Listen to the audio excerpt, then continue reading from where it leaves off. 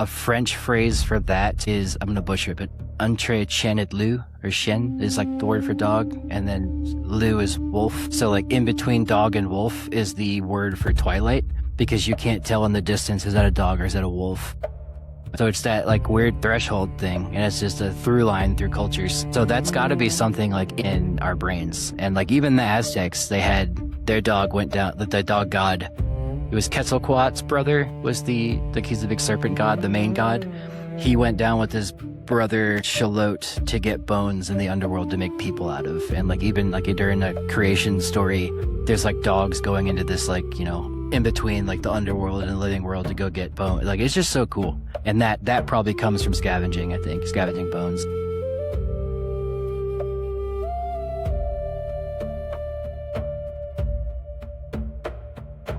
Yeah, just got off the phone with the guy from Yellowstone. We're going to do a joint tour in the winter, so that's going to be fun. What does that entail? He's a wildlife guide expert, dude. It's a guy I went wolf spotting with. So I was like, that'd be fucking fun. But it's going to be like -20. Oh, shit. When are you going? I think he said we're going to do February or something like that. Holy crap, dude. What part of Yellowstone are you going to? The north part, where the wolves are in the winter. Okay. That's like closer to Montana, isn't it? Yeah. Okay. Montana side. Dude. As soon as I know the deets, I'll let you know. But yeah. Yeah. No, man. So as you know, I was in the Air Force and I was stationed in Montana, but I was stationed hours away in Great Falls. And it's probably like in between like Glacier and Yellowstone, maybe distance wise. But dude, it's going to be so cold. Have you ever been in any cold like that before in your life? Where I live here in Wyoming, it's like the coldest city south of Alaska. But it frequently, like I'm inside most of the time. But yeah, no doubt. Yeah, being outside that cold is very rare for me. Yeah. Yeah. No, so you're familiar. Got you. Yeah, it'll be cold as shit, but that's pretty dope, man. I have a feeling that there's like just a special grandeur about seeing wolves in that environment, but also in the snow, because they're going to inevitably howl and they're going to get all that breath off of them. And then as they congregate together, right, they're going to it's just going to be majestic. I think that's the right word. When you agree? I would agree, man. And yeah, I was just there, a few weeks ago, a month ago now. And it was like summer, but it was still snowing at parts. But you could see like really far out. You'd see the wolves kind of like cuddled up, like just sleeping. But it was hard to see. But I imagine the winter, when it's just a black wolf sitting on white snow, it'll be just zoom right in and see it, and nice and easy. Yeah. There has to be something just sort of carnal about that, like ancient, being in the presence of a wolf like that. Like, what is that to you, somebody who spends so much time, studying dogs and obviously as an ancestor to the dog? Like, how does something like that make you feel, right? Does that like sort of like ancient man connection sort of just like vibe inside of you? Let me think. Yeah, dude, like when I was there, I'd seen wolves in like captivity before. I've seen them at like zoos and I've seen them at like sanctuaries, but I haven't seen them like in the wild like that. And I'd say there was two aspects to it, like seeing it run across the landscape and like it was playing with the puppies and like throwing sticks up in the air for them and stuff. Like that was cool. You're just watching dogs play essentially.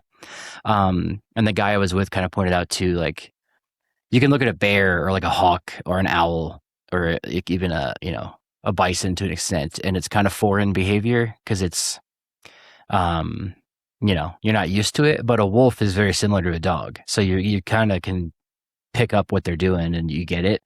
So there's like that level to it.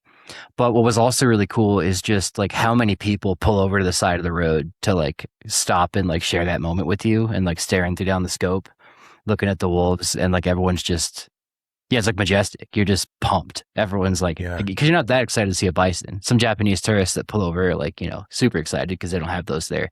But I think they were Korean. Doesn't matter. But either way, one of them. They were asking me questions and I was trying to answer it. I was like, "Oh, where are you from?" Explaining like, because me and the guy had like that really nice like scope. I forget what it's, a spotting scope. And I'd be like, yeah, they're right there next to those rocks, and the people looking in like couldn't exactly see what I was seeing.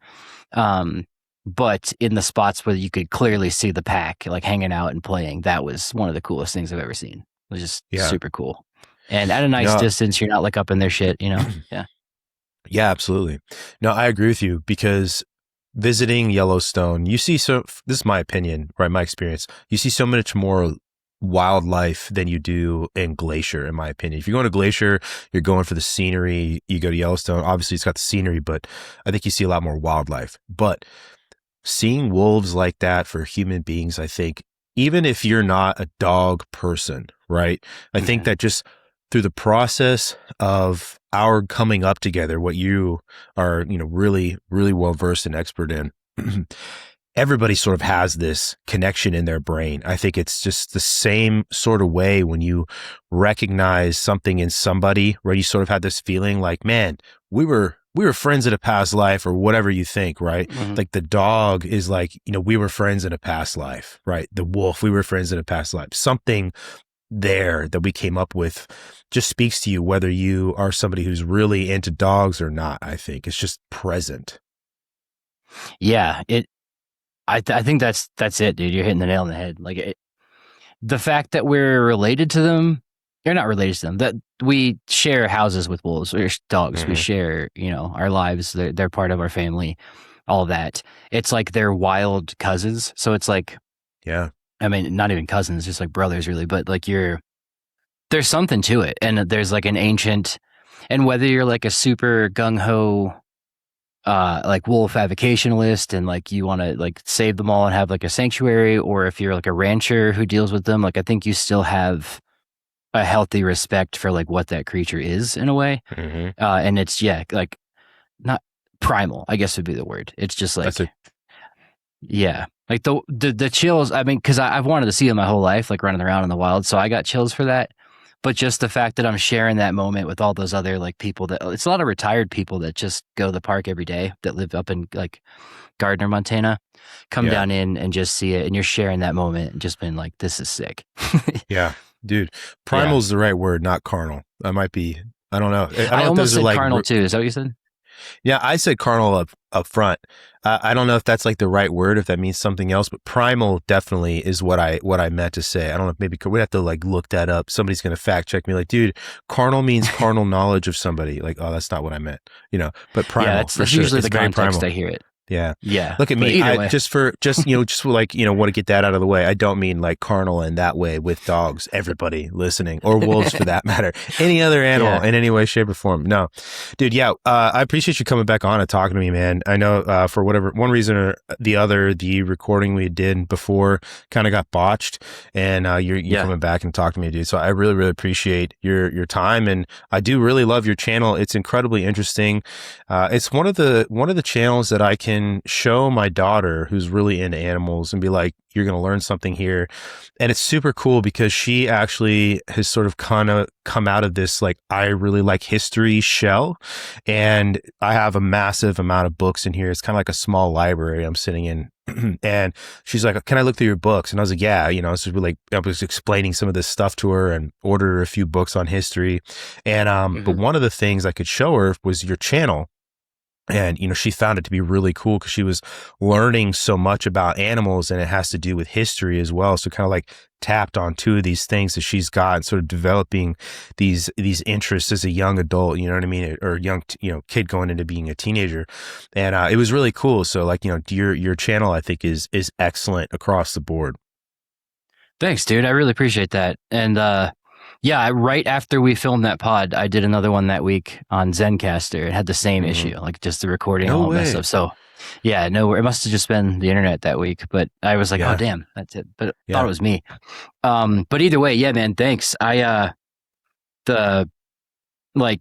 sometimes struggle with like, is this appropriate for kids? Like, I want to make it, good for kids to watch, but I also just want to be myself. And I appreciate that you're saying that like it's kind of in that middle ground. So that's good. I'm not dumbing it down enough. I'm not dumbing it down too much for it to be too kidsy, So it's good to hear. No, definitely. Yeah, definitely didn't mean like you have like a kids channel. You just have a very educational channel, and it's very interesting as well, And then, obviously most most 11-year-old girls have an interest in dogs and wolves anyway, so just to Sure. get some, I just think your channel is a really unique niche, and I really dig it, and I appreciate Thanks. you again, like I said, coming on. Yeah, we are recording. I didn't mean to jump on that on you. I kind of just do like a raw start, dude, and just kind of get right into it to people, so it's not so hokey and weird.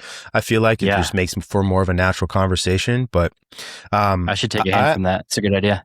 appreciate that, dude. The Yeah. podcasting, man, for the last 3 years, I did a post about the things that I've learned, and I saw that. I should have included that in my like bonus round.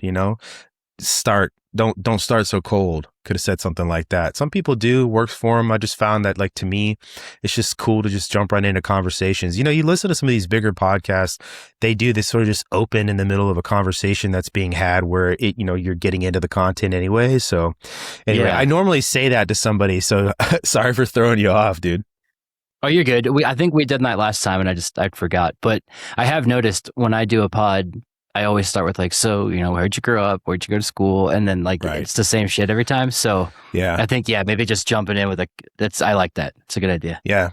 Yeah, I used to do that, and I was like, dude, I'm going to put all that stuff in the description anyway, for the most part, just be like, unless you're from like one of these people who's like, their parents came from the Soviet Union, it's like, and you remember living in the Soviet Union, and we're going to like have a conversation about how you grew up versus living in LA, in the 90s or Right. something like that, then, I'll put something like that in the front. But nah, man, I think most people are going to read that into the description anyway.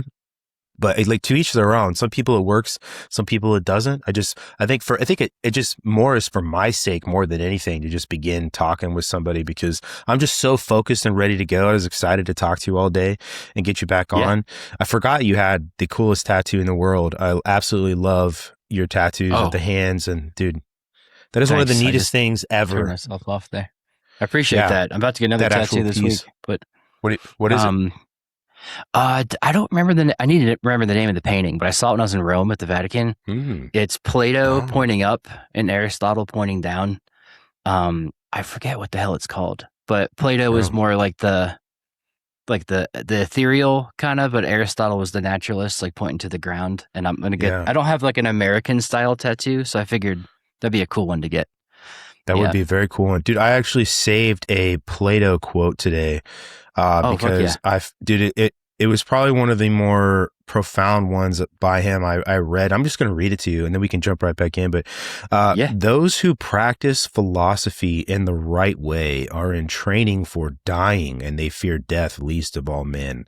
For to be separated from the body is what the soul most desires, and this separation and release of the soul from the body is called death.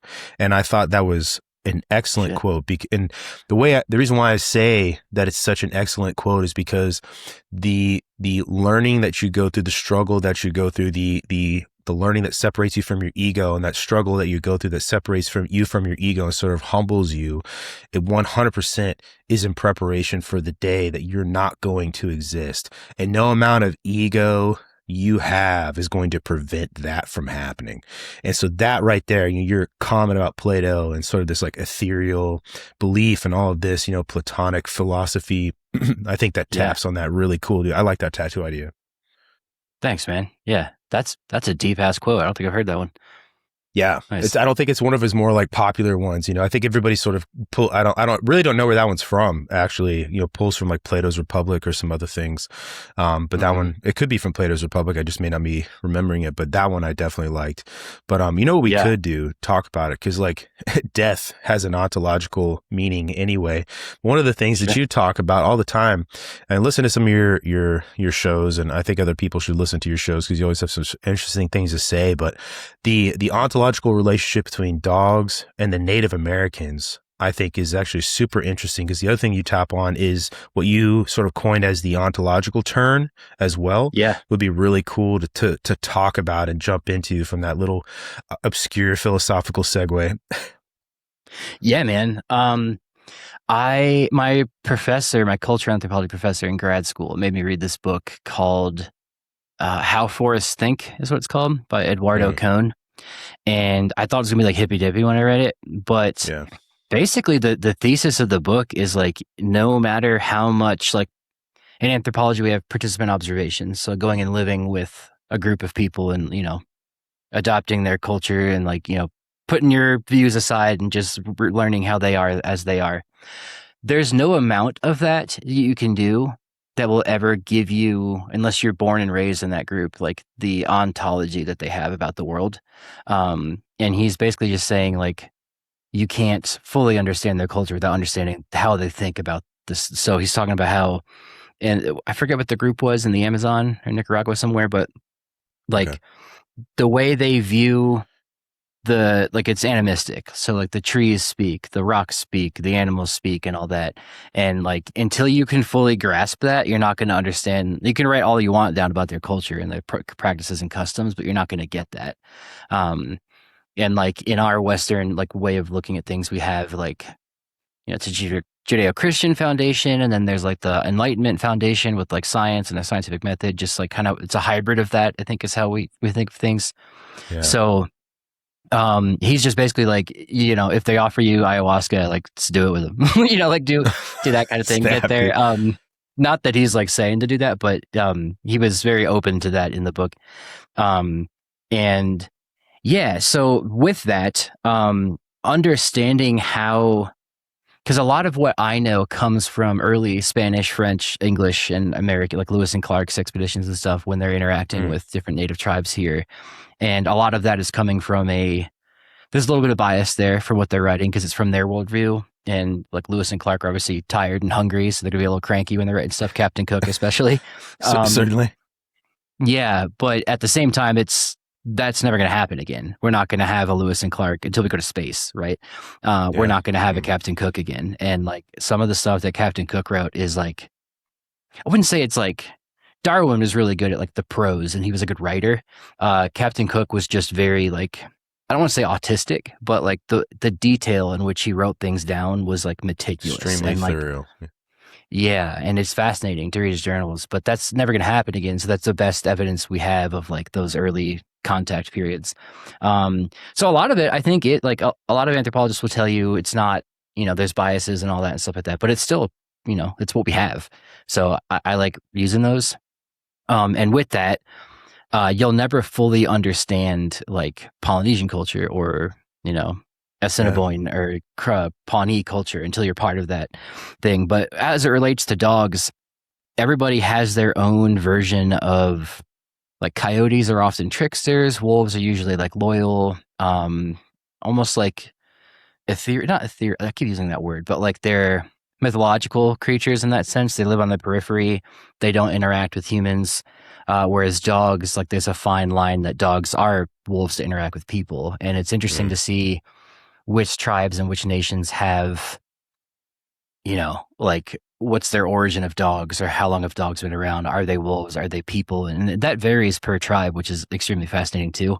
But most of the time, man, it's just like dogs are part of humanity. Like they're either some spiritual being that was, denied being human, or they came from wolves, or they made a choice to stay with people. And that choice is usually kind of where it goes. Which is neat. I just yapped for a while. Sorry. But, no, you're good. No, I think that's incredibly interesting because every culture definitely has its own relationship. And I think that one of the things that I find super, I guess you could say off-putting, but it was definitely odd witnessing when I was deployed to Africa. Many of the African, Kenyan specifically, there was some other countries that were present from Africa. They don't really care for dogs the way that we do. And I remember having a conversation because there's a bunch of wild dogs that hang around because there's food and shelter and all this stuff.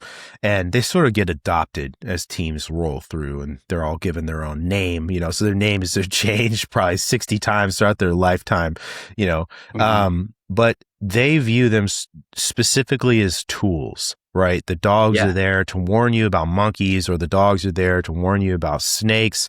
They're there to stay outside. They're there, all these things, right? There's no actual, I guess, humanity assigned to them inside of their view of them as anything other than a piece of equipment, right?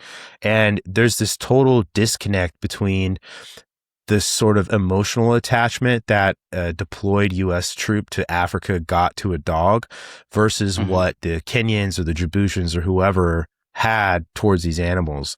And it just seems so weird, and it almost seems, it feels inferior, you know, and maybe that's not the right word, but whatever. It feels inferior to not view the dog as something sort of like I guess, an extension of you and your humanity as well, which I think a lot of, you know, Americans definitely view dogs that way, but it's not just Americans either.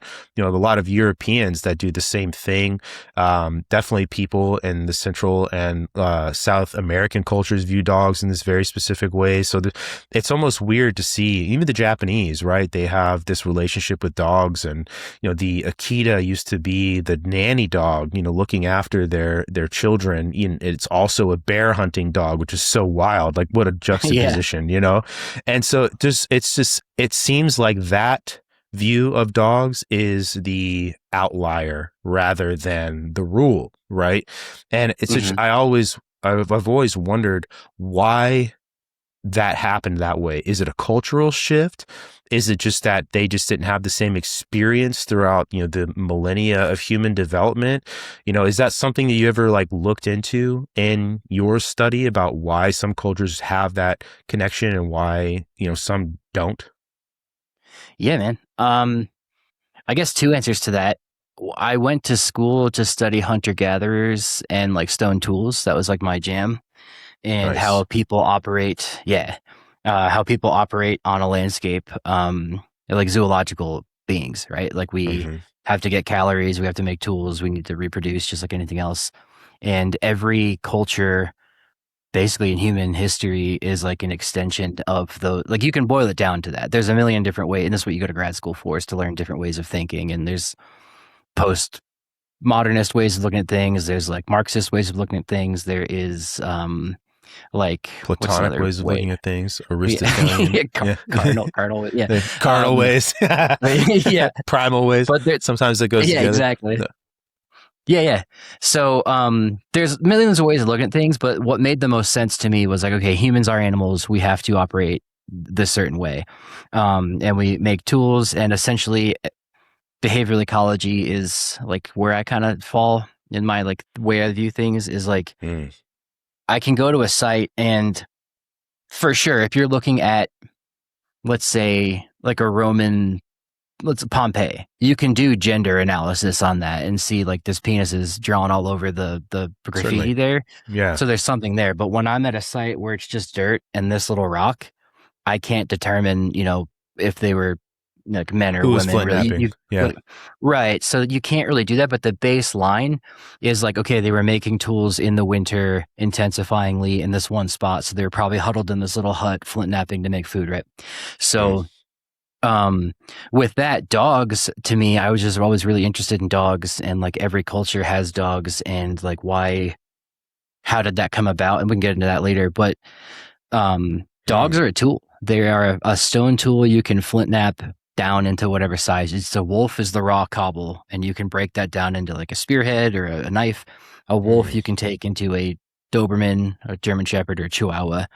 And in that sense, dogs, for most of hunter-gatherer societies, were probably like utilitarian in that sense. And even into the Neolithic, when we start farming and doing all that, dogs serve a purpose. They are sentinels. They can hear when a wolf's coming. They get, like you were saying in Africa there, they can hear when a snake's coming or something, a hyena. They have that angle.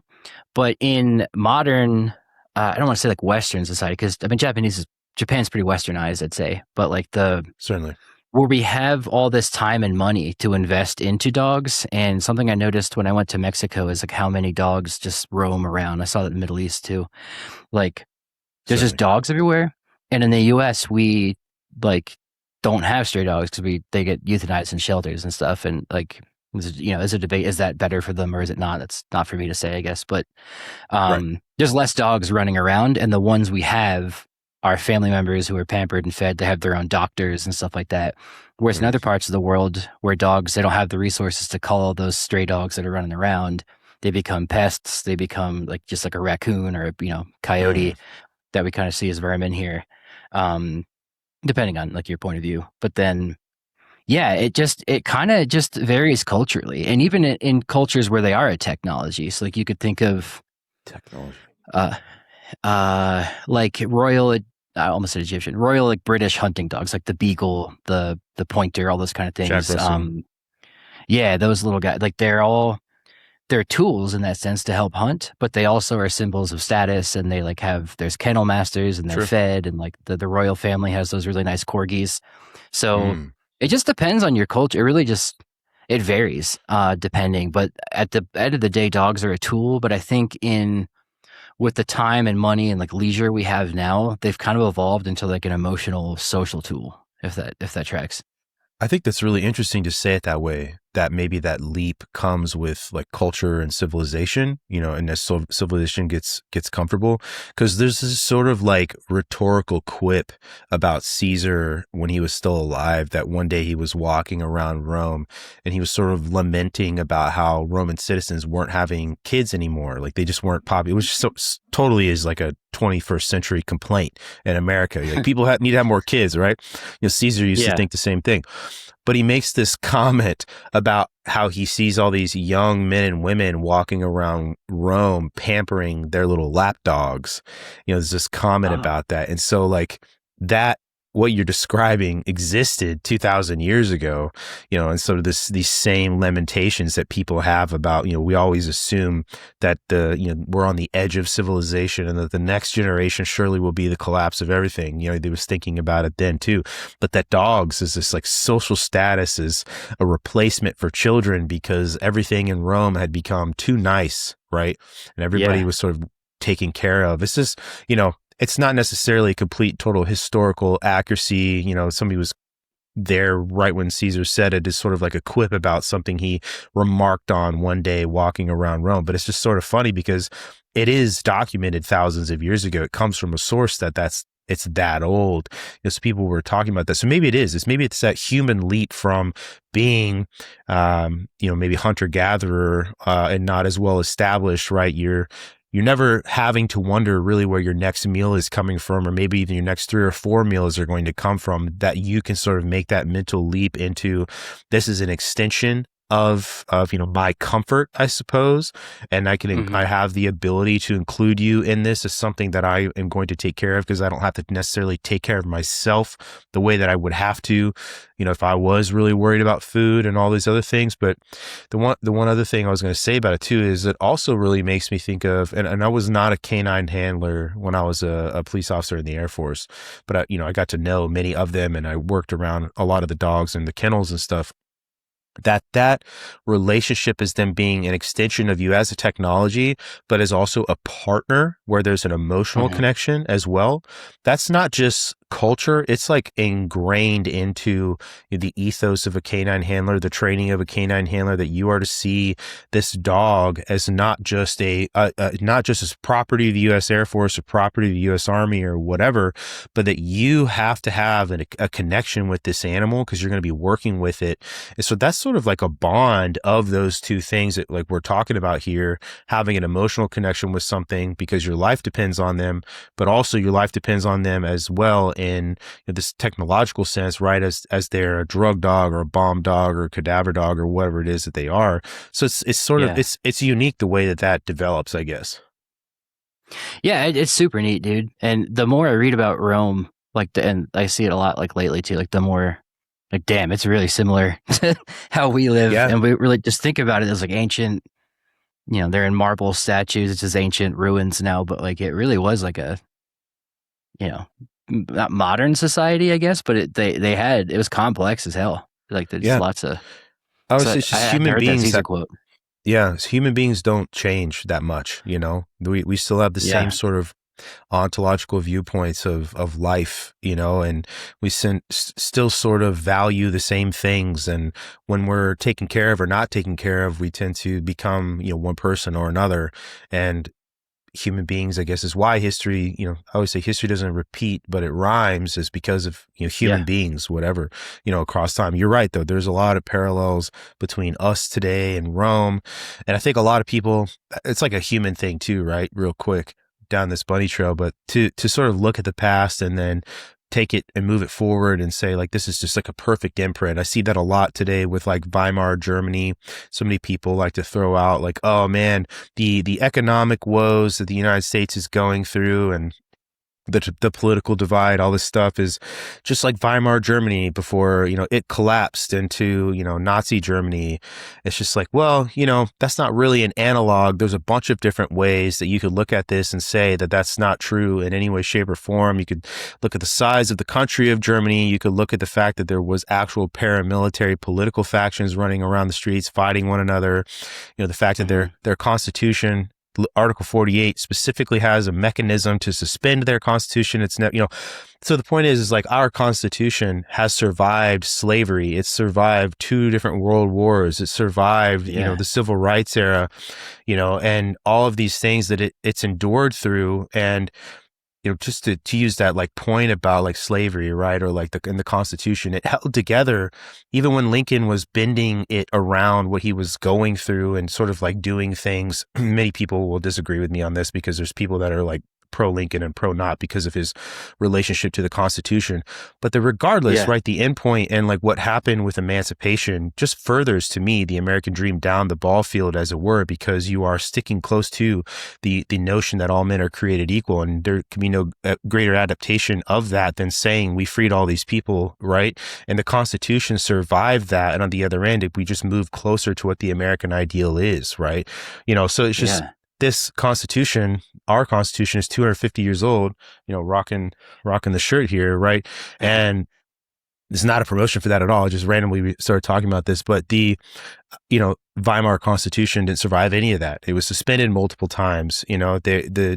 The Germans were going through having to repay all these war debts and inflation they were going through, not to mention, the French occupation of Germany and the American occupation of Germany they were enduring and had endured, after World War I as well. All these shameful things that they viewed. There's just all these, history is a great way to learn lessons, but it's not something you should take as a 1-for-1 analog for anything. Yeah. And not to mention, to your point too, about people and just sort of our biases, everything you read is going to have some sort of bias. It's hard to get away from that anyway. And so it's just, again, why it's the wise thing to have multiple sources for basically anything. But anyway, yeah, I think you're right, man. Rome is one of those great places to just reach back into and say, wow, look at how we are the same, and if we just tend to always devolve or evolve into one thing or another, because human beings haven't changed that much across thousands of years. I haven't thought about the Weimar Republic since like my college Euro history class. That was some deep knowledge there, dude. Oh, appreciate it, man.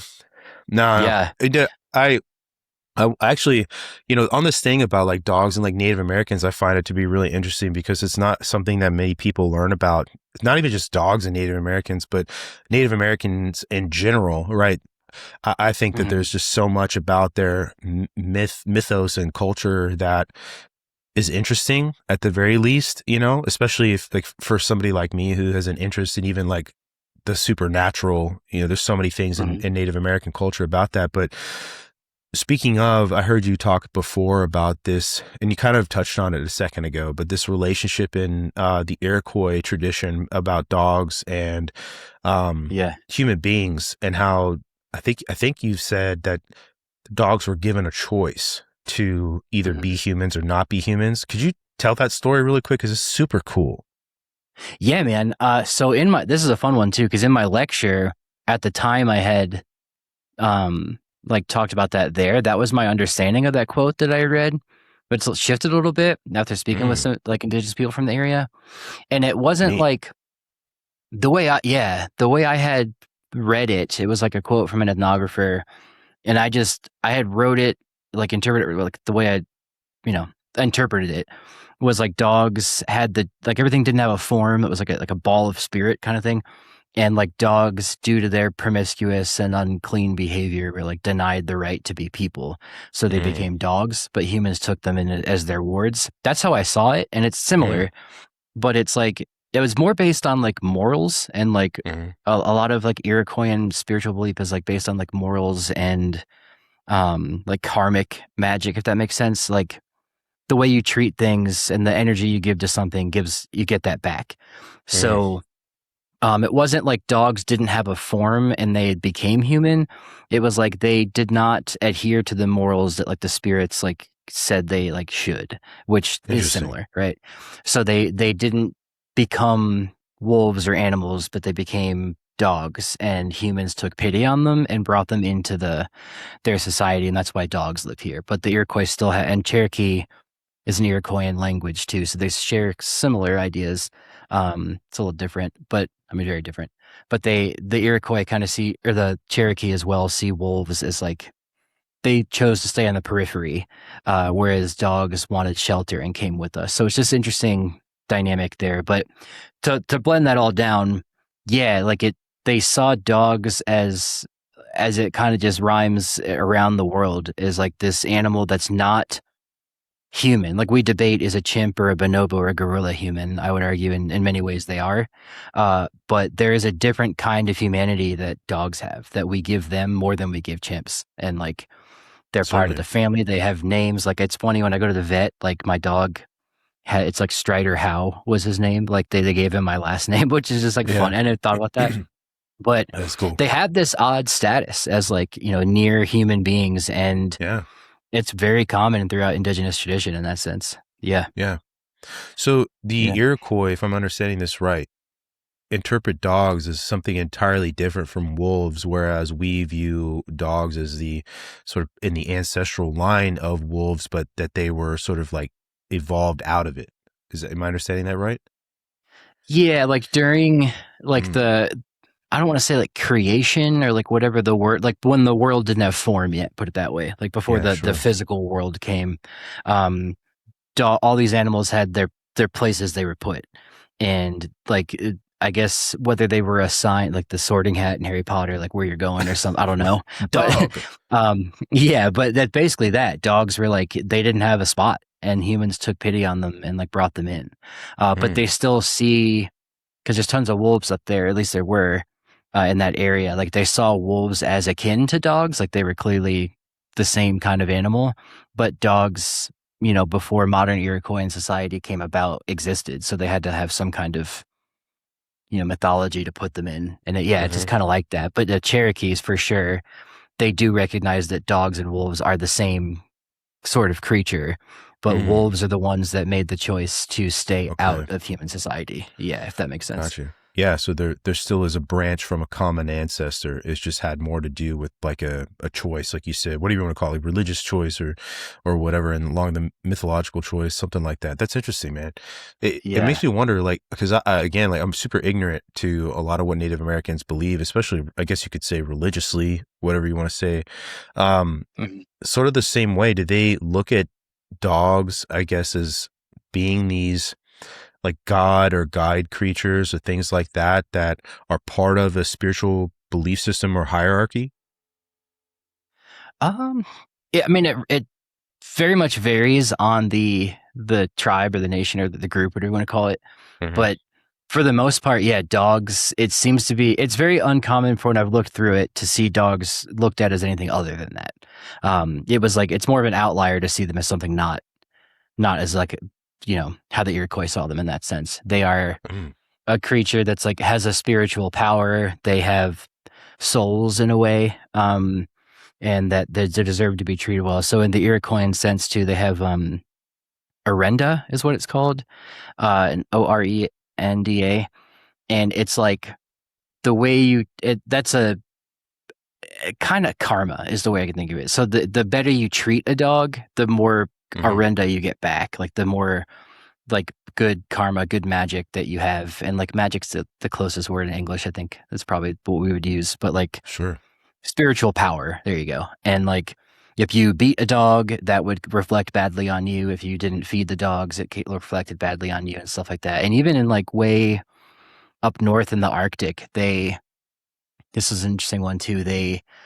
I want to say it's the Mi'kmaq up in Canada in the Quebec area, but they have like some dogs were just chained up outside their whole lives, fed fish for whatever reason, and not cared for in the sense that like we would. And we would probably see that as like mistreatment, or the Hmm. Iroquois might have even saw it as that too.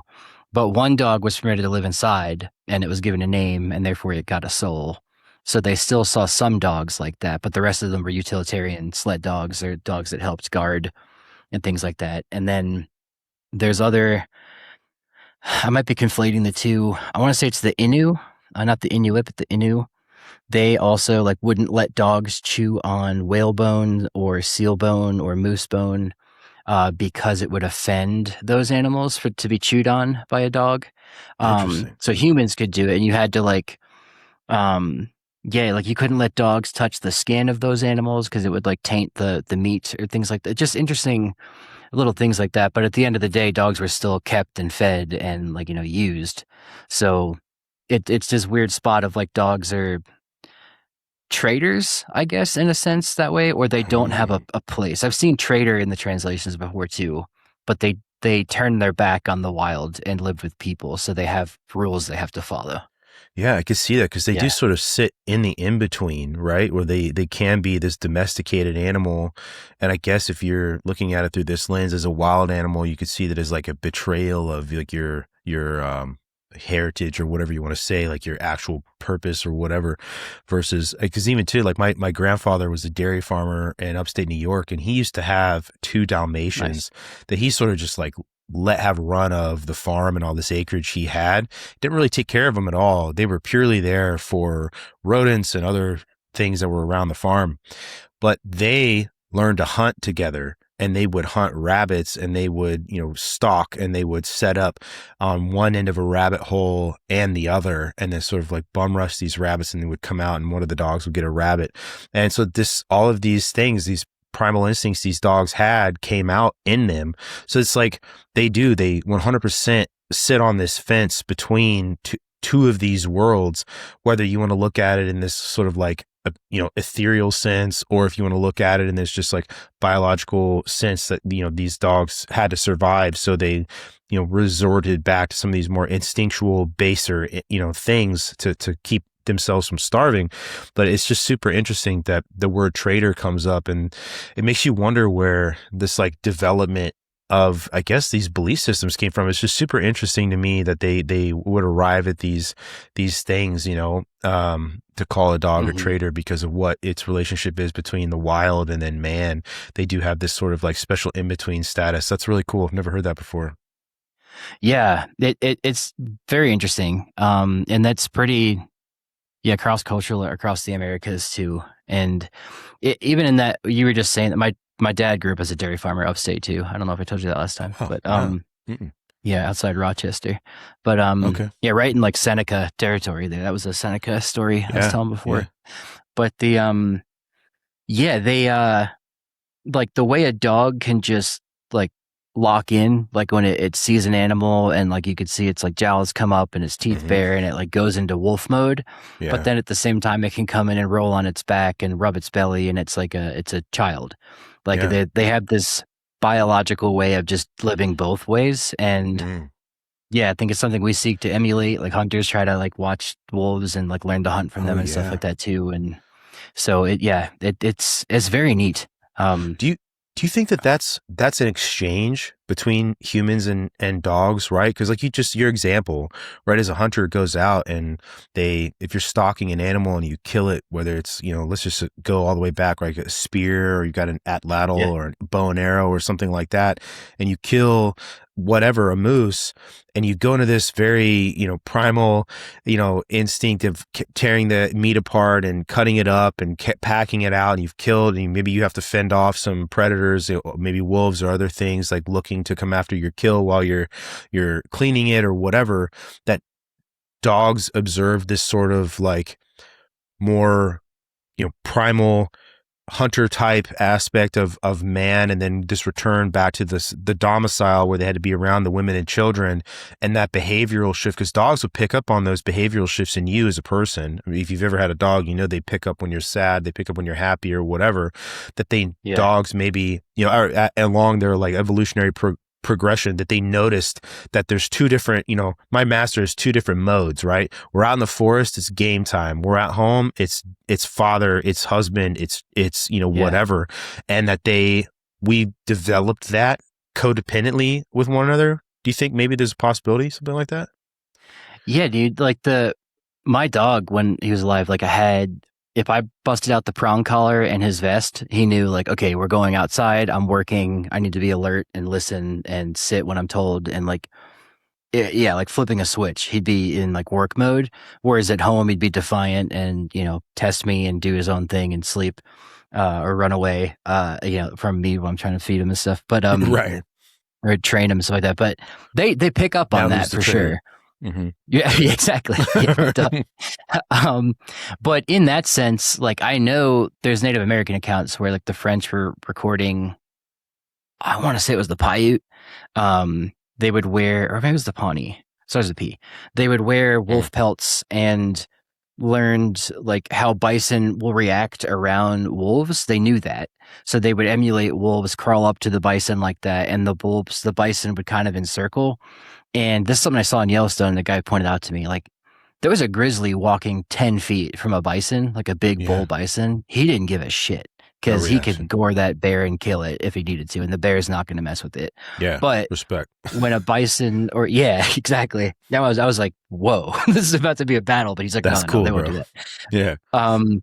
But like he was saying the wolves will see, like they know which one is weak and they can pick up on it's either chemical or it's a pheromone or something. They just know which bison is weak and which one they're going to target.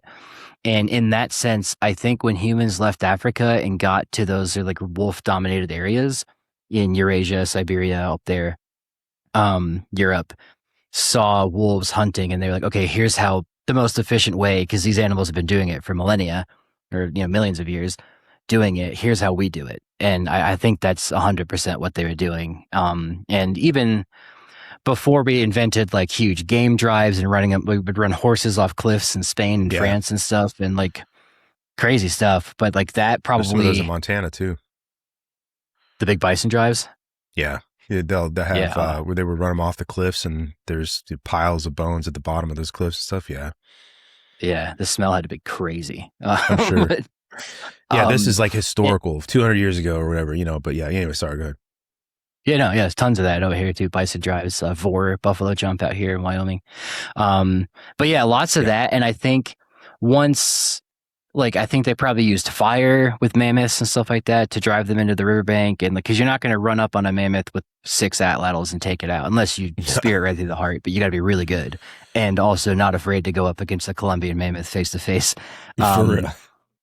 But seeing the herd, knowing like, hey, how would wolves do it? I think is probably, or how would bears do it? Like, and that's just kind of logical. Like you're going to pick the weaker one, you're going to do that and hunt that way. So I think that it goes hand in hand, and whether or not, that's still ingrained with dogs today, I don't know. But like in that sense, yeah, my dog would switch. He wouldn't hunt, but like when we were in the woods, he was in like patrol mode. When we would camp, he would go sniff the periphery. Didn't train him on that. He just did it. Like they just have those abilities, and it's just coded in their DNA. Yeah. Dude, super cool.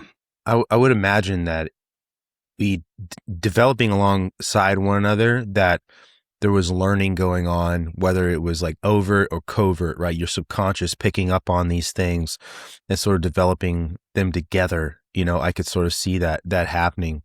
Is that sort of like when the domestication of wolves into dogs, these behaviors, I guess, and these shifts, I suppose, is that sort of how it's understood?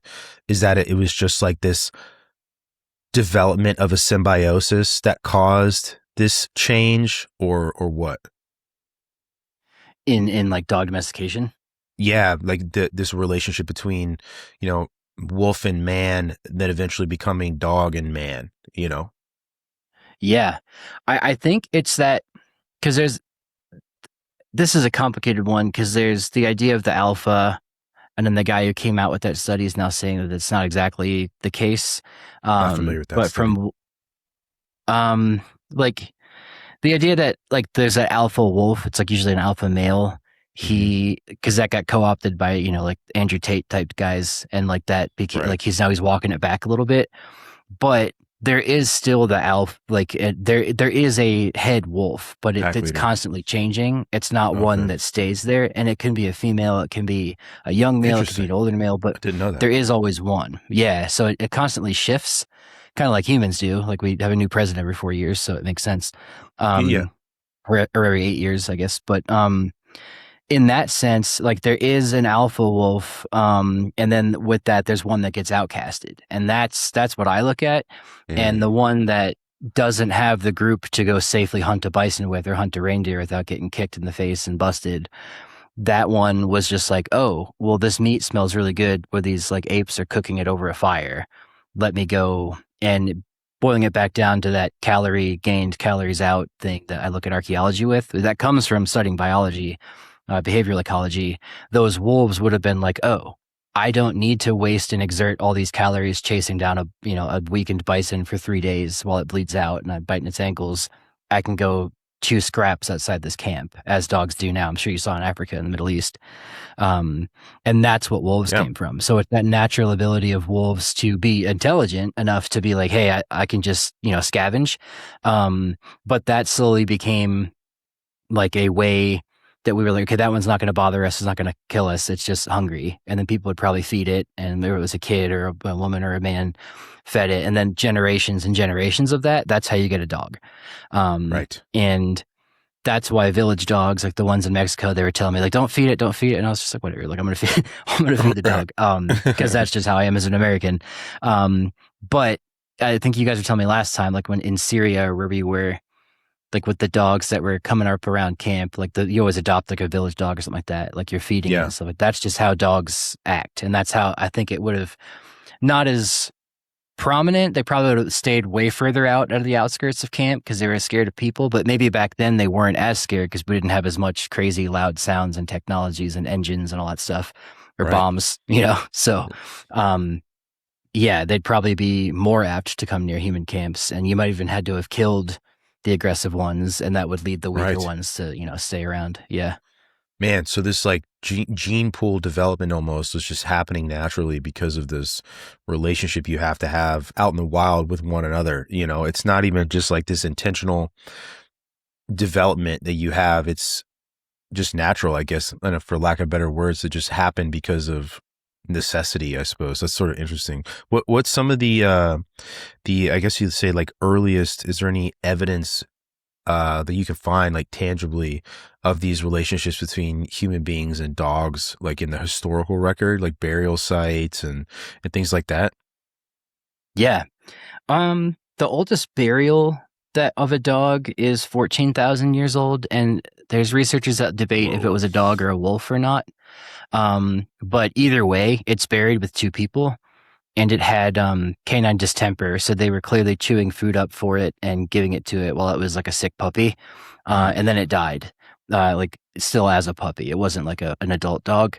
So like but you could see the evidence on its jaw of healing and then going, it died again, or it did die. It died once, but Right, it healed and then died. Yeah, they brought it back. But in that sense, that dog's buried 14,000 years ago, and then after that, you see 10,000 years ago, like when the ice age ends and we start settling down and start burying people more, dogs get buried all over the place. And in around Lake Baikal in Siberia, there's tons of dog burials for some reason. And they're always buried with like a cow or some kind of wild aurochs thing, like a cow's head's put underneath it. No idea why. There's probably shepherding, indigenous Siberian way, maybe at that point.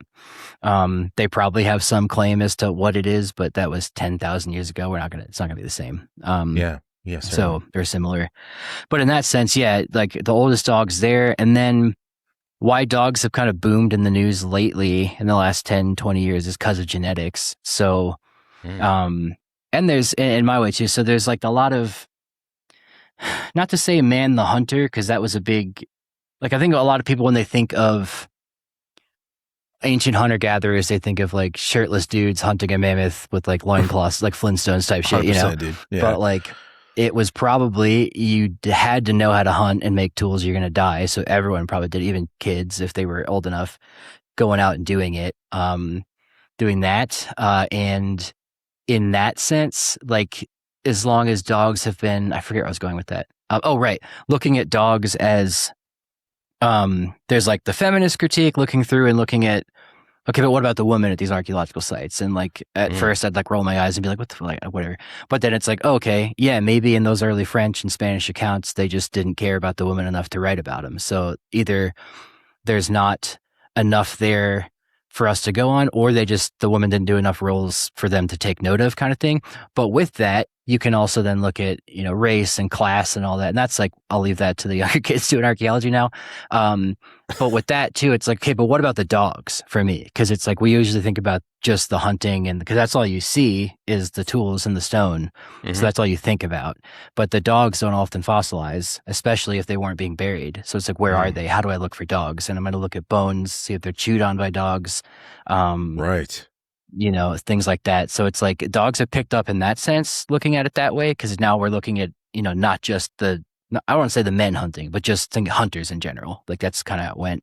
And like, there's a huge study or movement now to be like, hey, and I think it does get co-opted by like, not vegan people, but like there's an idea that like people don't want people to have hunted in the past, because that then leads to, okay, we did kill the megafauna, and that's a whole other podcast. But, so I'm kind of like ranting. No, but that's interesting. In that sense, yeah. I'd love to hear more about that. With whenever. that, yeah, I can rant about that all day. Yeah, bro. With that though, there's a lot of not dogs, human sites and stuff where it's like they might have actually been eating way more vegetation than they were eating meat. We just don't see it and evidence of it. We only see the bones and the stone that's left, but the food, the organic scraps they're eating is gone. But you can look at it through studying their poop. You can, look at their bones, what they were eating. So looking at dogs that way too, and then looking at it genetically, you can see dogs exist 20,000 years ago at the earliest, which is crazy. And we don't see the burials until 10,000 years ago, 10,000. So who's to say 30,000, 40,000 years ago, dogs were doing that process of domestication beforehand? We just don't have the physical evidence of it. But you can take like 1 million ancient wolf bones and 1 million ancient dog bones around that time. And about 20,000 years ago, those shift. So we can see that like a dog had fully become dog at 20,000 years ago. So it's probably long before that. I'm very far from your question, I think, because I can't remember what it was. But I just want to... Dude, you're good. I want to ask you about the megafauna thing, but I'm curious about the bone structures that you were talking about. You can sort of see, like you said, this like mesh, you can see where they start to shift. They were domesticated so much that their bone structure changed. How is that recognizable, I guess? Because you can see the differences. You look at these things, right? Like I used to have a wolf dog as well, and you could see both of those things. And then obviously you look at a Labrador versus a wolf. Very different. What was going on? I was looking for my skull to find. I wasn't sure dude, it was on my you desk were like, sorry.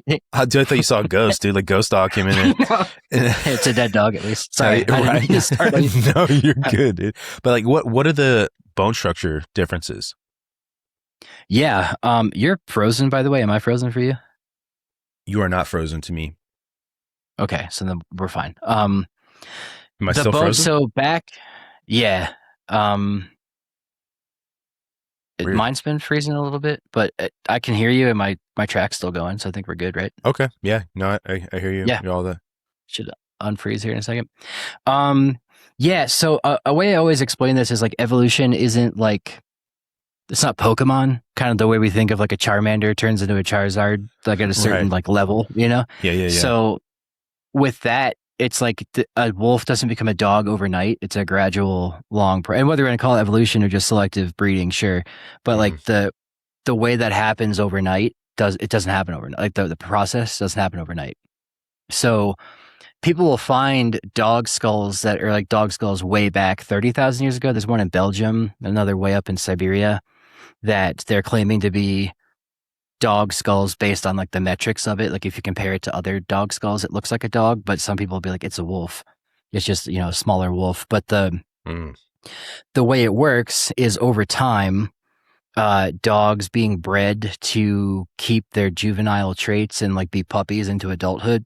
That's why they're like, cuter and younger looking than wolves. Wolves are more like robust and majestic looking. Dogs are cute and small, for the like now. But over time, that you can see in the bones, like dogs 5,000 years ago are dogs, wolves are wolves. But 20,000 years ago, it's like, is this a wolf or is it a dog?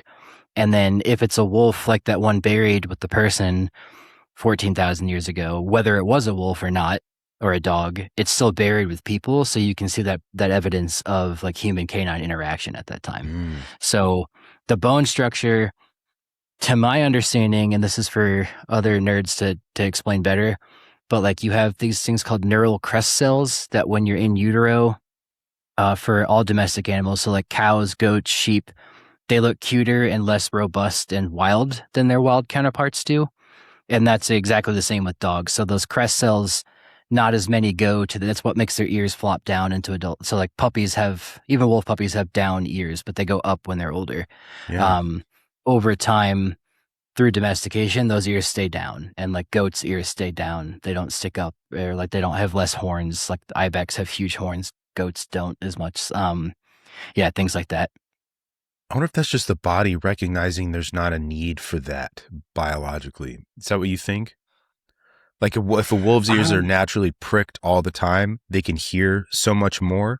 Like dogs will make the choice to go from flop to up when they want to hear something, because obviously there's an advantage in having the ear cupped like that.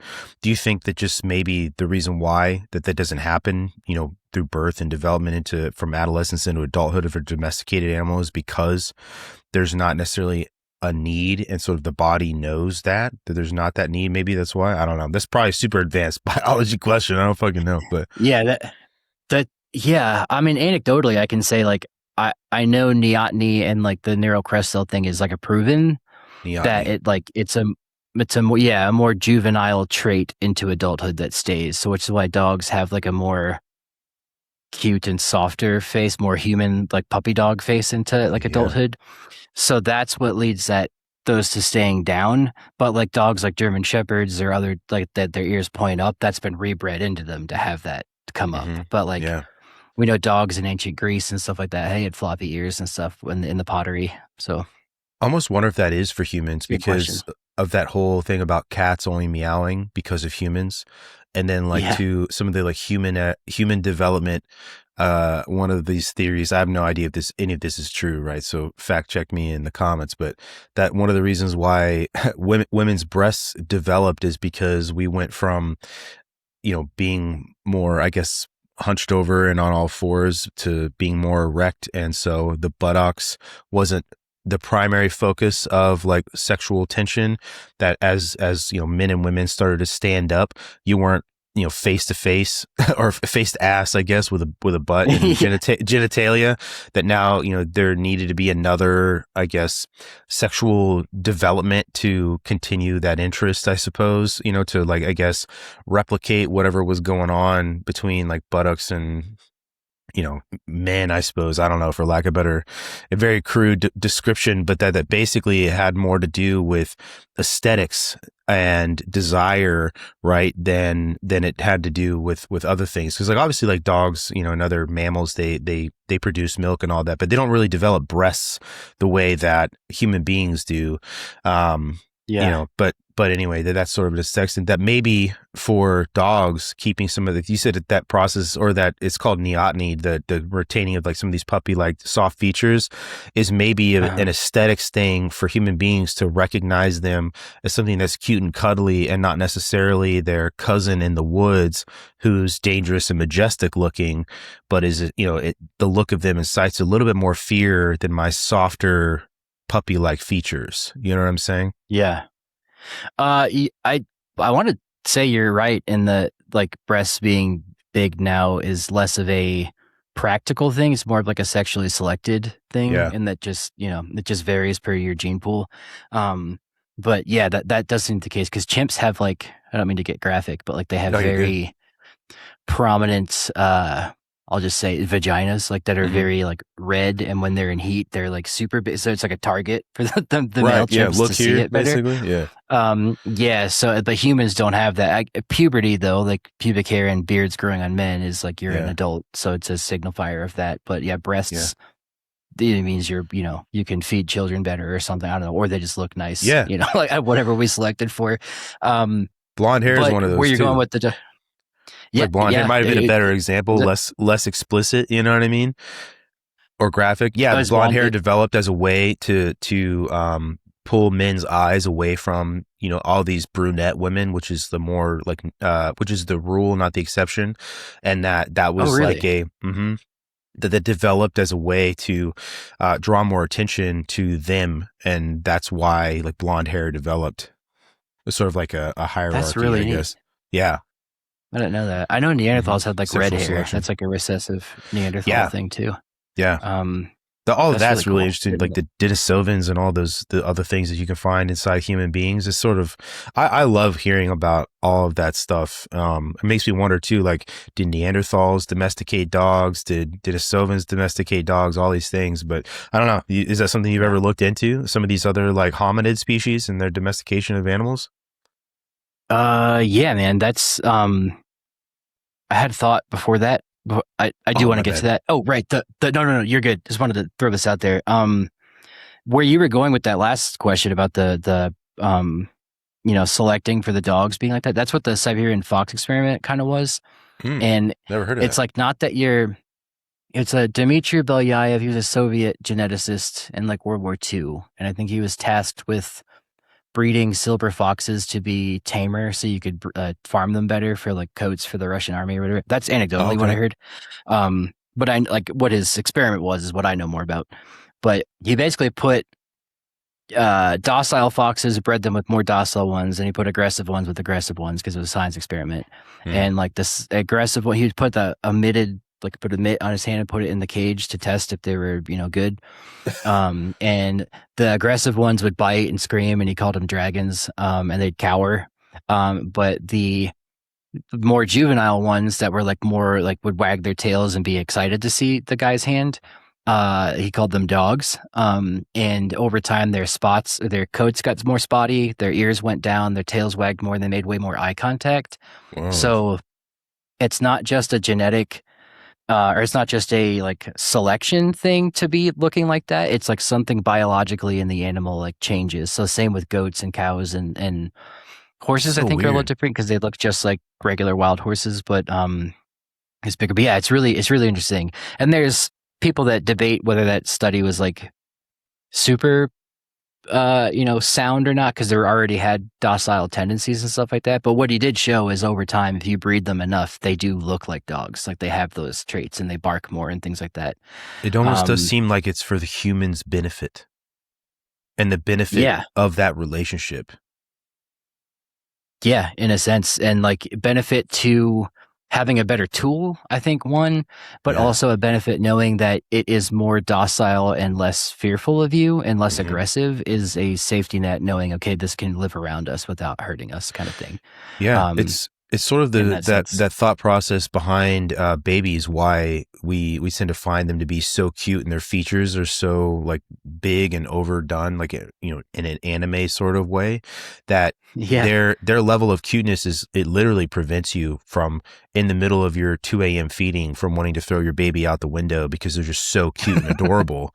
Well, but yeah, but that Yeah. it's like a natural defense mechanism, I guess, that is built into babies, and then your brain as a parent, that maybe that sort of defense mechanism develops in this process in this relationship between human beings and these animals, that they soften their features, that you're garnering more trust, therefore you may get better treatment, you're not going to be viewed as a threat or a predator a little bit more, that maybe that happens. There's something biologically that it recognizes that there's something here, and so it drives some of these changes, whether it's through hormones or whatever, that they sort of become this. It's like a survival defense mechanism, perhaps. I don't know. I'm just like totally spitballing here, but it's just kind of like what this change just reminds me of, I guess, is some of these things. Yeah, I don't think you're far off, dude. I think that's right. Like I don't have kids. My friends are all having kids now, or some of them had kids for 10 years, but like I'll look at their kids and be like, all right, like it's my friend's kid. I'm not gonna like hate it, like Right.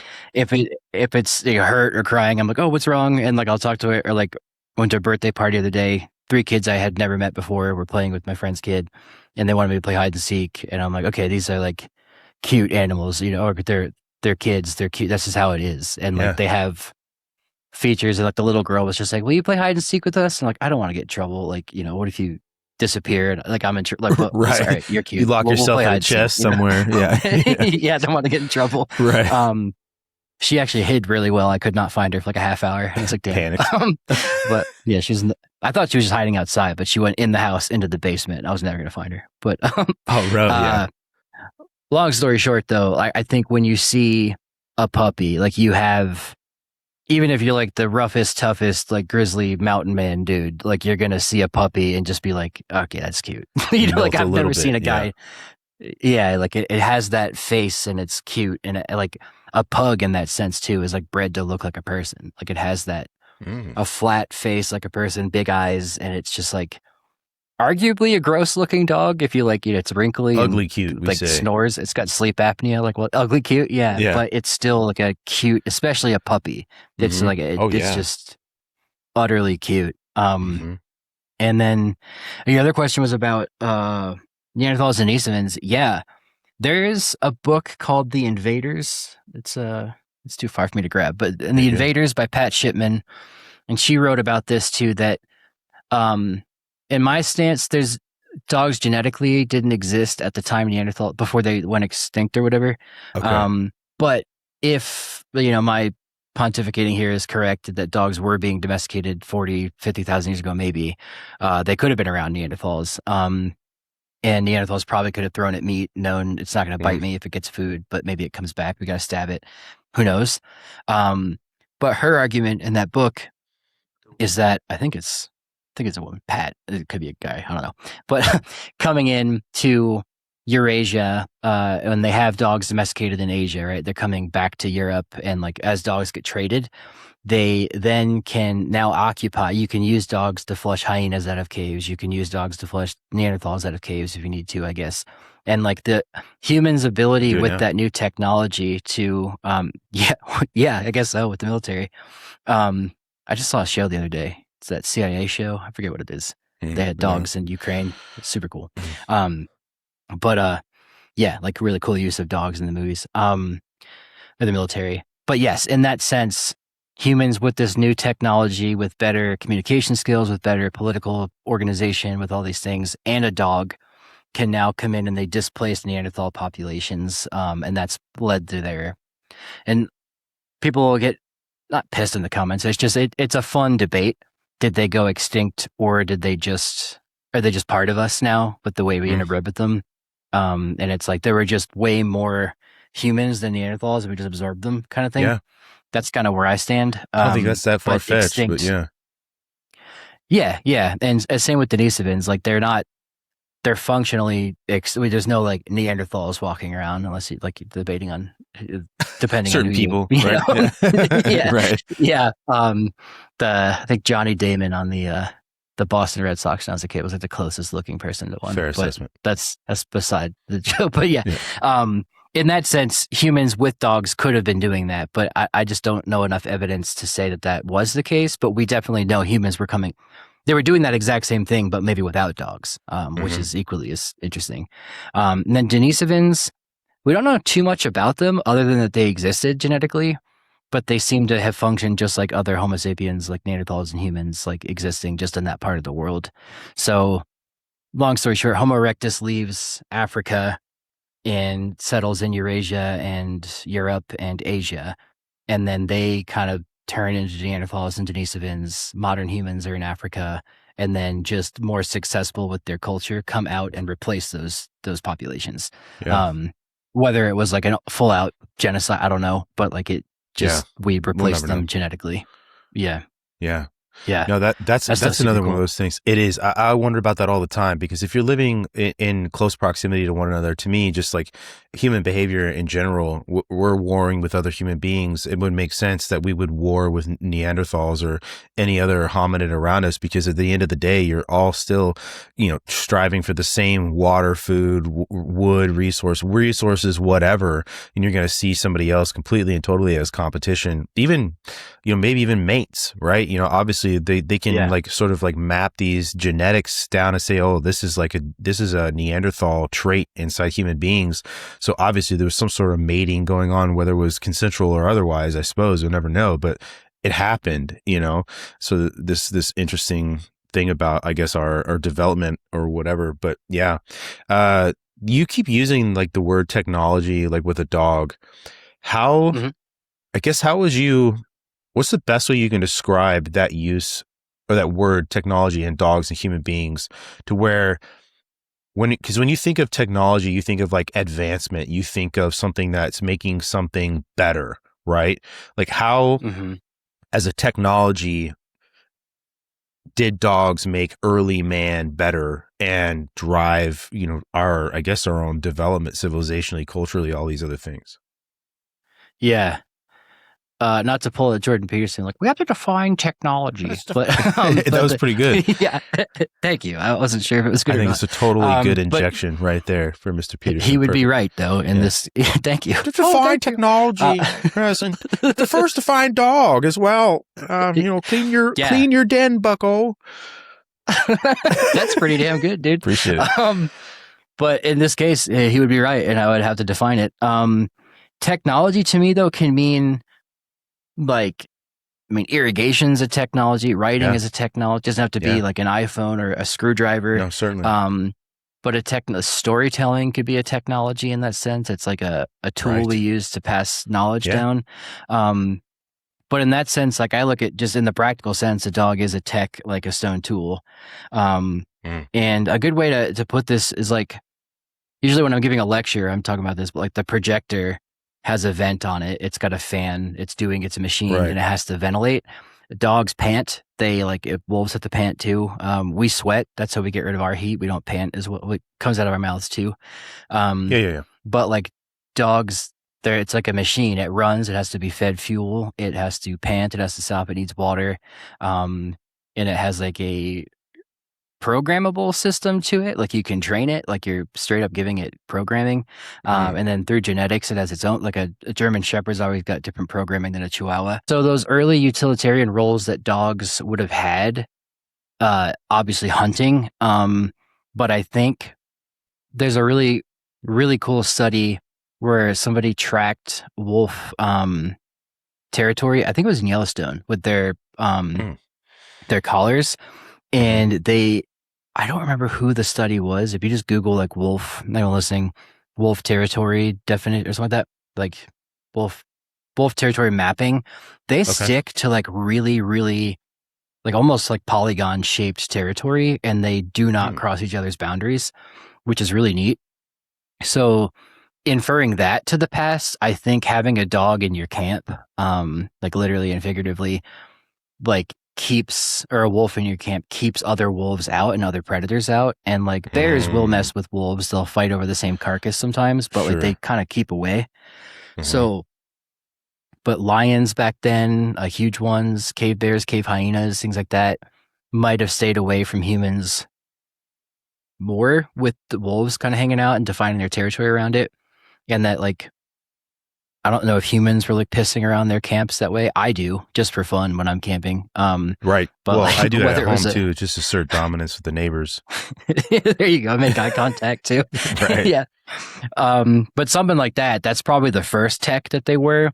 Then they realized the hunting utility, or like as wolves, humans went on a hunt, and that wolf that was like, the outcast was following them on a hunt, ended up taking out a caribou, while the humans subdued it or something like that. They were like, whoa, we need to do more of that. And they fed it more. And then they got more wolves. That's probably the next thing. And then wolves do bark, but not often. And they do it like in play, and puppies bark. Yeah, but they don't bark the way dogs do. And again, this is a lot of anecdotal reading evidence. They like howl and they yip, and they have more like vocalizations and like whines and stuff like that, whereas like a Doberman like kind of bark, that is completely bred into dogs as a defense mechanism. And I'm gonna fix this thing real quick. There we go. Now I can see you better. When I lived in Georgia, I can't remember the base that's there. It's not Bragg. In Augusta. No, it's like a big signal base. You talking about Air Force Base? There's Warner Robins, there's Moody.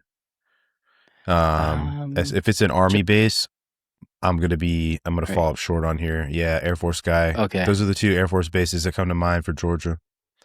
Okay. Can't remember. Anyway, I was working for the Army Corps there. But in my little suburb area, I lived in Augusta, Georgia. I was walking with a friend, down this Hmm. like cul-de-sac, and every person, it was like sundown, nice Georgia summer night, and like every neighbor or every house had a dog that was just barking at us because we had a dog with us, and Yeah. just like we couldn't talk because there was just so many dogs barking and it was echoing in this cul-de-sac. And I just remember like distinctly thinking that day, like, how did people live without that? Because you then have a warning system that there's two people and a dog outside, or it could be a Hmm. cave lion, it could be a neighboring group of raiders coming in. Yeah. Uh, you just had a keen eyesight back then, or like just heard, listened for it, or you just didn't live way out in the open like that. You lived in caves.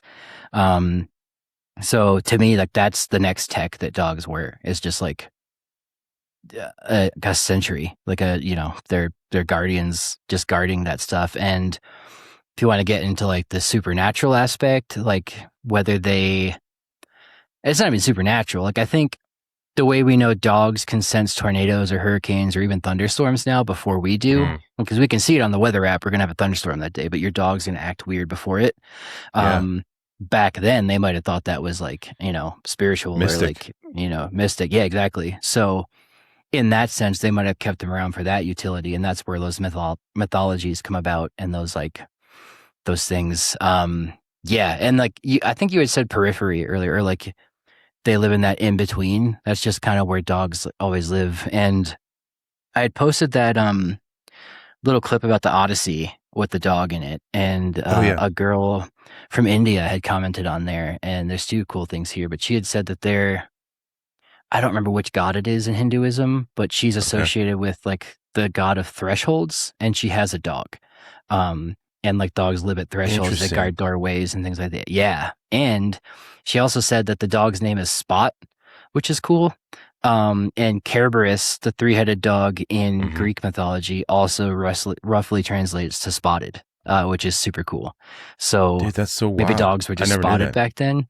Yeah, super Yeah. cool, right? So maybe that's something to do with Alexander bringing like the Greek culture through India, maybe, or it's just dogs were spotted back then and had that same word. I don't know, but Yeah. yeah, No, that's no. cool So shit. that's super interesting you say that because I grew up with Great Pyrenees and in France. I don't remember what the like translation for this from English to French is, but their like nickname is mat dogs because they sit on the doormat in front of the door. Huh. And so it's, the threshold or whatever, and then quite literally the meaning of threshold and where that comes from, right? But the two Great Pyrenees we had is exactly where they laid both of them. And the primary entrance we would come into the house when we had them across three different households when we were still, my dad was still active duty when I was a kid. That's where they sat. That was where they laid. That was where they napped. That was where they went to bed. The door that we Huh. used the most often was where they went and stayed there. And I've had other dogs since then. They don't do the same thing, so I don't know what it is. Maybe it's the fact that Great Pyrenees are traditionally used for livestock protection, and shepherd dogs are there for their, quite literally there to protect from wolves for the most part. But maybe there's something that's just in there, for them that exists still. But yeah, to your point about like the threshold and the entrance and doors and all these other things, Great Pyrenees do that, and they have a nickname that says so. That's super sick. The My dog in, remind me of the French thing here a second too, but my dog at my house in Georgia specifically, it was like a one bedroom or three bedroom, one story house, like your typical little suburban house. But my bedroom was down at the end of the hall, and he could see down the hall and my bedroom by sleeping right in this one spot. Mm, And he would bounce between that spot, or he would go to the end of the hallway by the front door, looking down the hallway to where my bedroom was, because there's no entrance that way. And he just knew that. Like he would know I'm protecting him and me in these two spots, and I have a total view of him and enemies or something. And just super cool. And I think that is because he was bred to hunt. His mom was like a hunter, elk hunter. So that's like where that's from, I think. But in those livestock guardian dogs, they're like, dogs that are shepherds in that sense. That's what they do. yeah.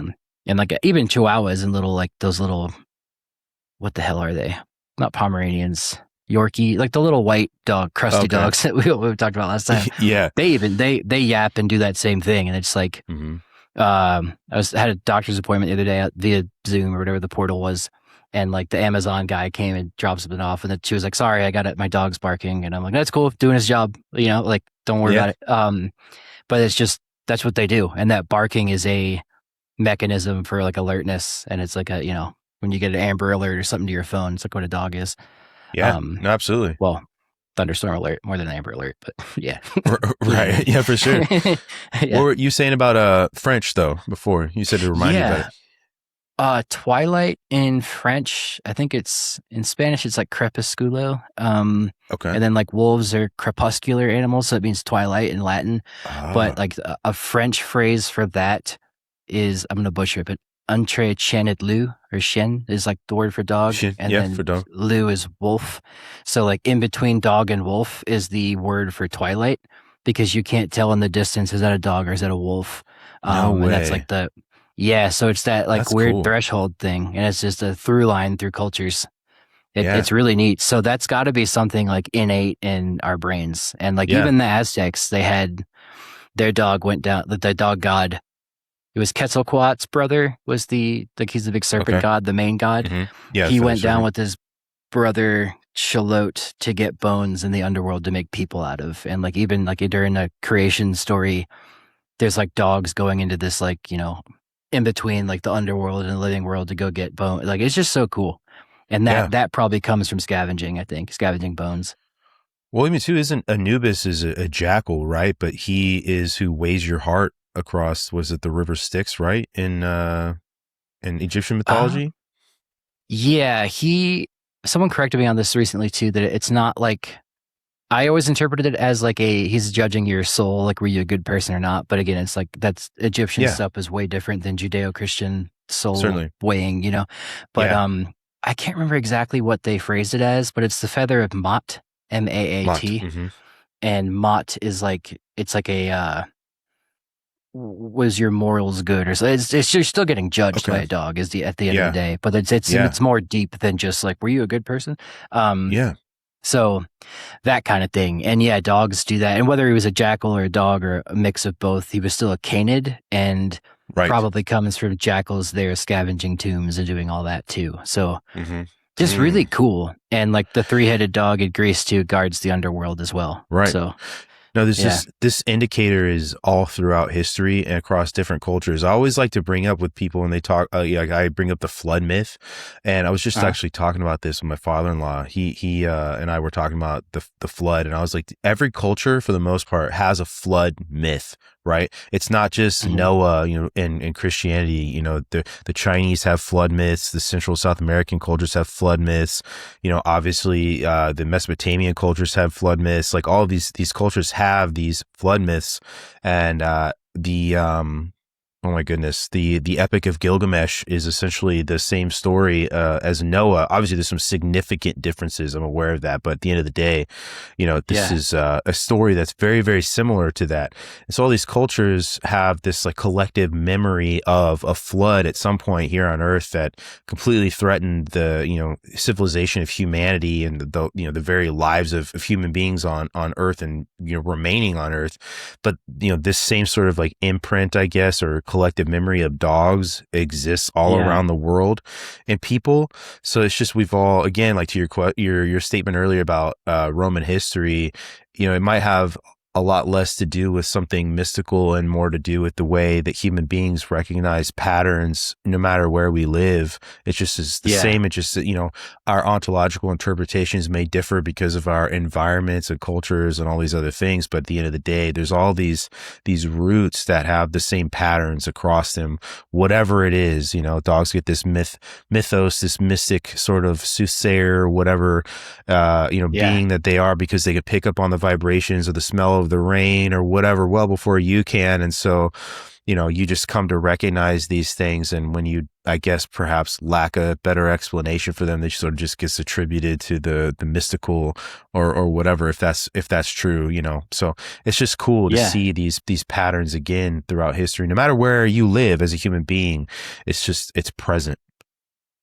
Super cool, man. The Maya too, in so the Maya and the Aztec as well had like 4 iterations of like people being made, and I think the Aztecs took from the Maya. In the Olmec, it's all kind of similar over there. But but the during one of the creation events, people were made of wood, and they were too like stubborn, and they abused their dogs. It's in the pottery in the Popol Vuh, and they'd beat the dogs. So the gods sold the dogs like to sick them, and like started ripping the people apart, made of wood. And then they flooded the earth and made the people that survived the flood are the monkeys in the trees, which is really cool.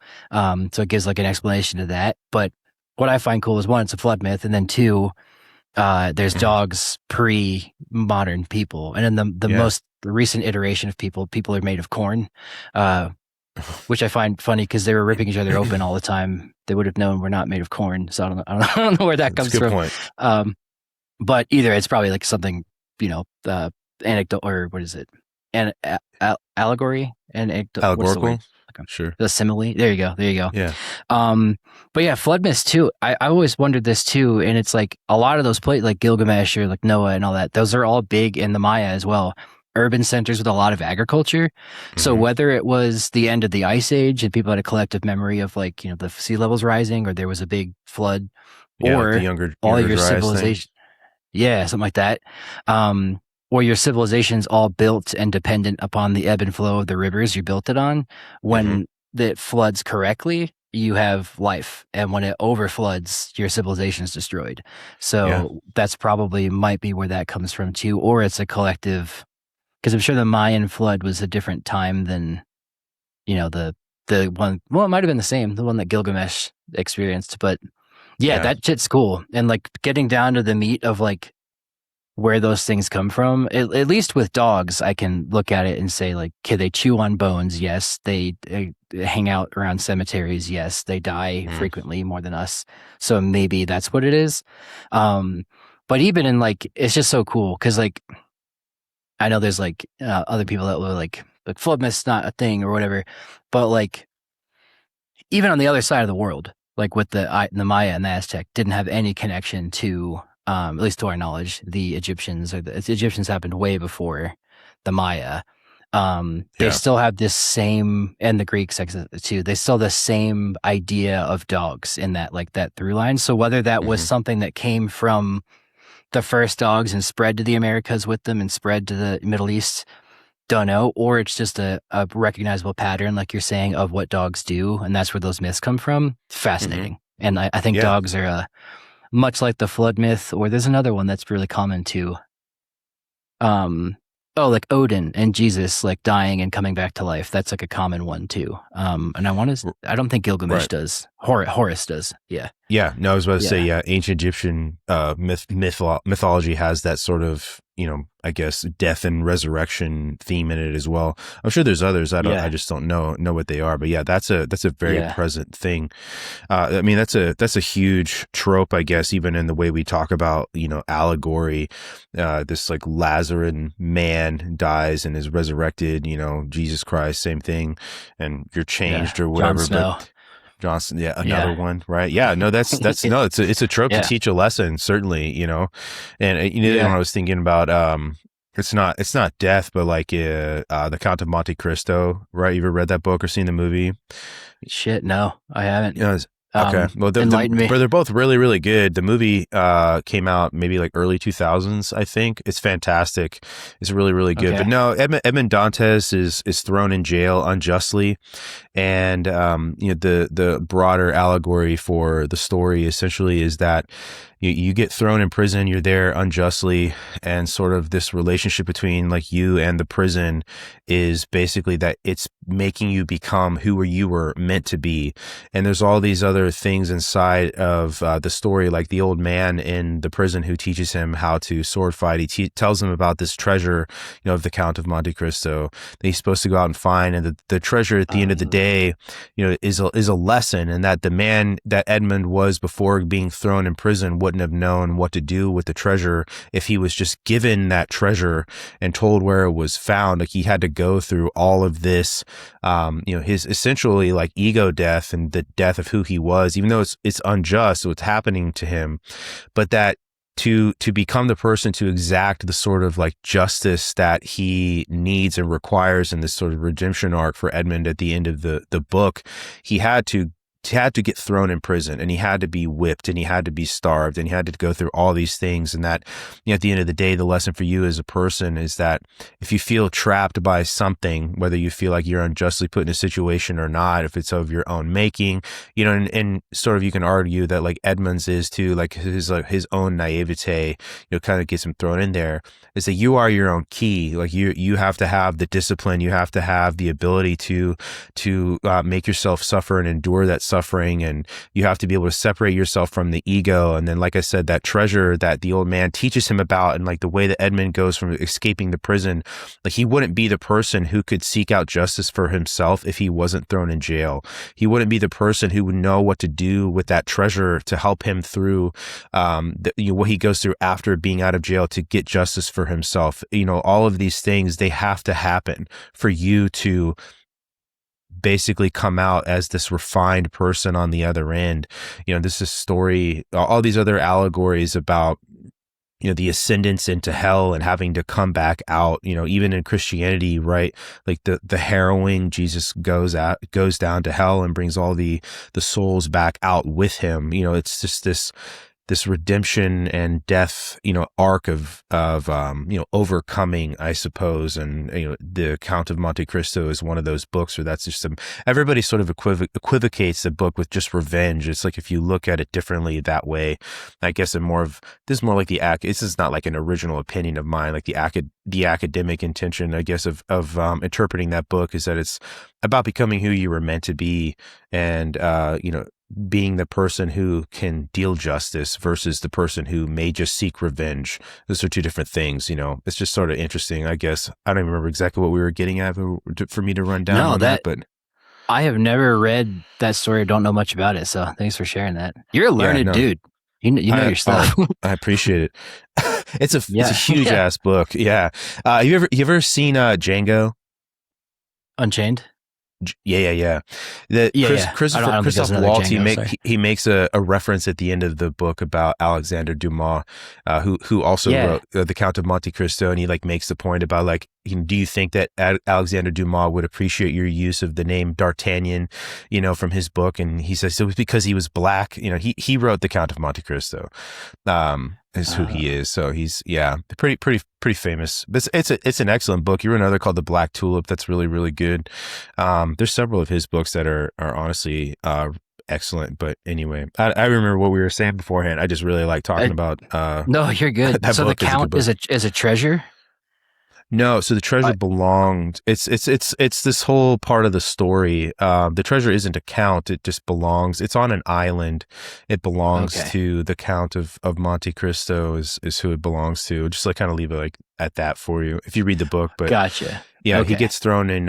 It's Chateau d'If is the name of the prison. He gets thrown in Chateau d'If, and you could read the book. It's really big, or you could watch the movie is really good. There's an old movie. Actually, if you've ever seen V for Vendetta, did you ever see that movie? Yeah.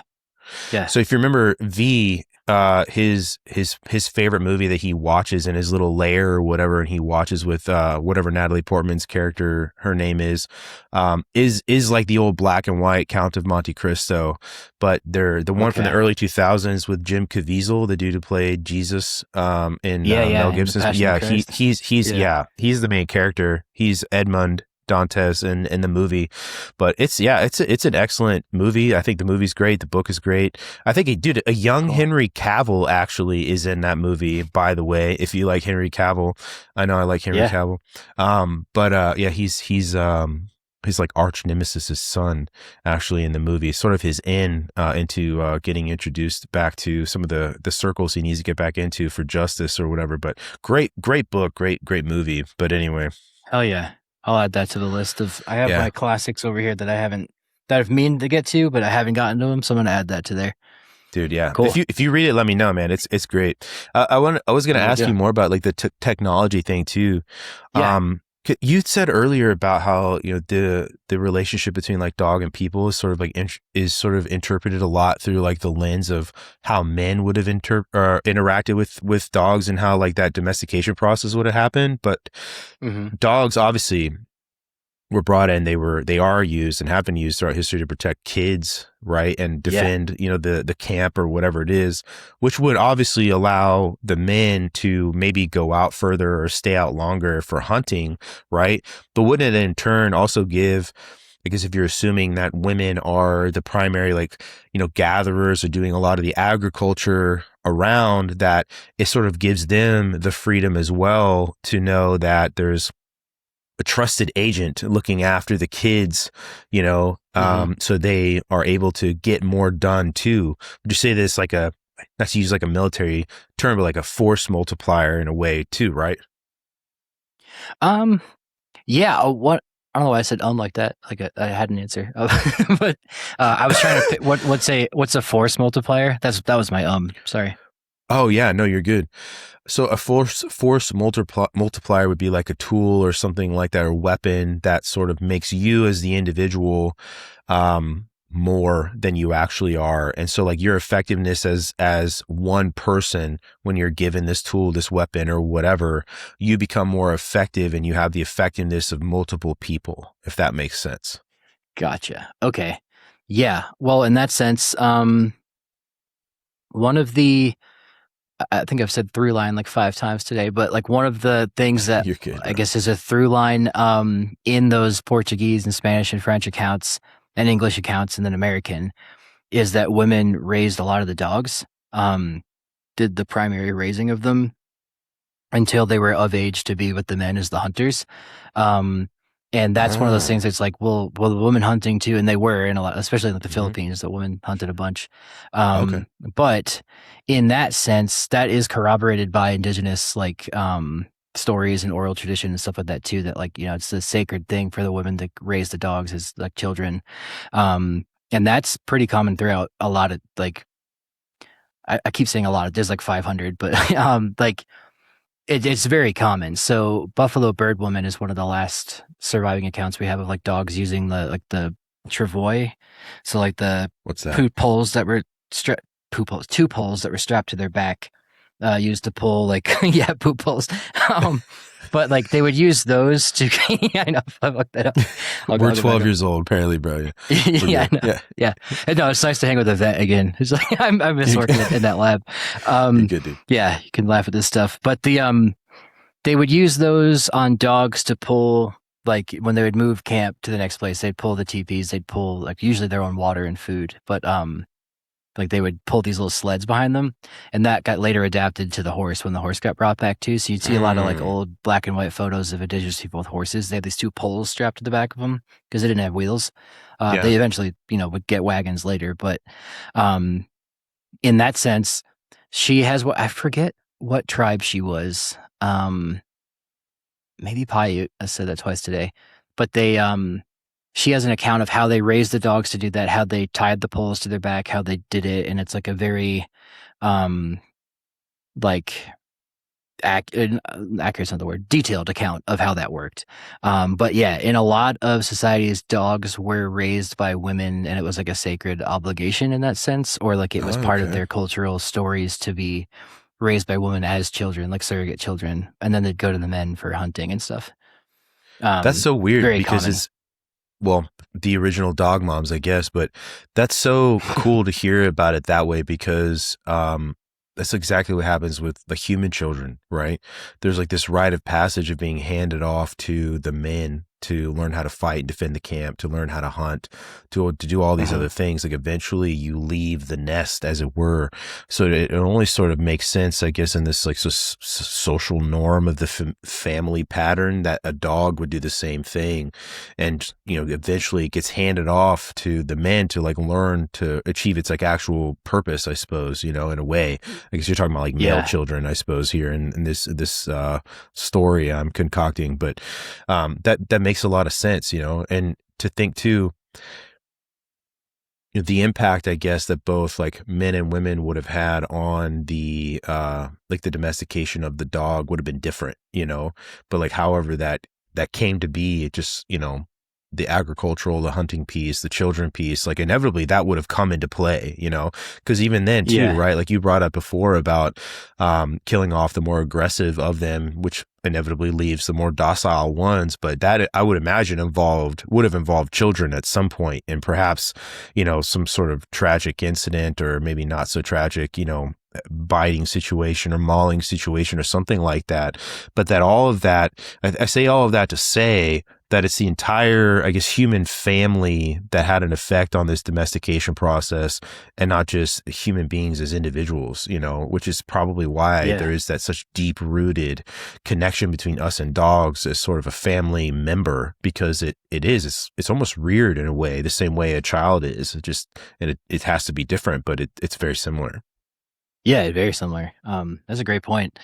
There's the grandmothering hypothesis, which I always find fascinating, and that's the idea that you know, a lot of wild animals don't live to old age, but humans do, because we can care for, like, there's Neanderthals that are super old with one arm and like no eye that have been cared for. So it's like way back then, like hundreds of thousands of years ago. But the idea that the elderly can rear your children. So like while the men and women go off on whether a hunt or a foray or something, like and when I say men and women, like the able-bodied people, children stayed home. Probably if a guy's missing a leg, stayed home, you know. But in that sense, the grandparents the elderly can raise human children. And for whatever reason, it's because our brains are so huge. Like a giraffe gets born, it's walking and running immediately from hyenas. Like it's a rough life. Yeah. But then with people, it's like we're just like bag of mush until we're like 4, you know, until we can start talking. And like, I mean, I don't have kids, but I imagine it's probably sooner than that they're obviously walking and being a person. But you know, they're not safe to be around a bison hunt, you know, so they stay home with the, you know, the elderly or the infirm, and they're raised, and like the grandparents are teaching them stories and how to like live, and like, you know, what's the deer song or something like that. And in our world, it's, you know, you're watching Bluey with your grandma, you know, learning life lessons or something from a dog. I don't know if that's a good point too. I've never watched Bluey too intense. I watched Paw Patrol quite a bit with my friend's kid. Okay. I definitely would rank Bluey way above Paw Patrol as a person who's seen a lot of both of those things. Certainly. Yeah. Okay. Is Bluey pretty good? Dude, honestly, I think Bluey's great. The writers took into account the fact that moms and dads were going to be watching it too, inevitably. And way better. Dude, Paw Patrol to me is just like brain rot for kids, completely and totally. I hate Paw Patrol with a passion. I think it sucks. And it's just one of these like stupid. I sound like an asshole, but like stupid kid shows, you know, like my son loved it. My daughter loved it. You know, I stopped letting my son watch Paw Patrol, because to me, it like encourages bad behavior. But Bluey, absolutely, I think is I mean, this is my personal opinion. I think it's a good show. So, but, sick. Yeah. You know what you were talking about before about civilization? Oh no, go ahead. I cut you off. Oh yeah. Sorry. I'll finish that statement though too. Yeah, so like with the grandmothering hypothesis, it's like that, and then like the men and women that, or whoever goes out to hunt, you can't bring a child on that. So like that's why they stay back at camp with them, or like if it's women gathering, as like the French and Spanish wrote, at the camp, they're still setting traps. They're doing like all sorts of stuff around the periphery of camp, and like tanning hides, they're doing a lot of like laborious stuff. And what's interesting too is like you can go out on a bison hunt, but you might not come back with that bison. But a lot of your calories come from the old people and the women at camp trapping things and like getting just sustainable fish traps and things like that. But to say all that, you have dogs then staying at that camp, protecting that, alerting to things like that too. And like, I don't know how much help a dog's going to be on a bison hunt. I've never seen it. Probably can alert. It's at least they're helping you do something, but there's just like, you can have dogs fill both those roles, like staying at home at camp, protecting, and then that would make sense then if those accounts are right, while they're being raised, and the indigenous accounts too, being raised by women, they're back at home with camp, being raised with the kids in a safer environment, not being gored 10 feet in the air by a mammoth or a bison. Yeah. Preserving the life of your tool. Yeah. No, Yeah, is it yeah, great either point. Lewis or Clark, right? One of them writes about one of the native tribes they came across. Maybe it was the Mandan. I don't know. One of them would they as a rite I of I passage just looked this up. would run down bison.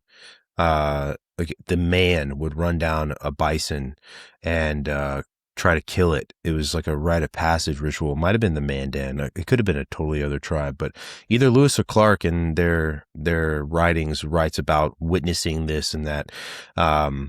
They watched this Native American man run alongside a bison and stab it until it stopped running. And Yeah. do you remember reading that? That's just so nuts to me to think about, like just how much more badass people used to be, you know?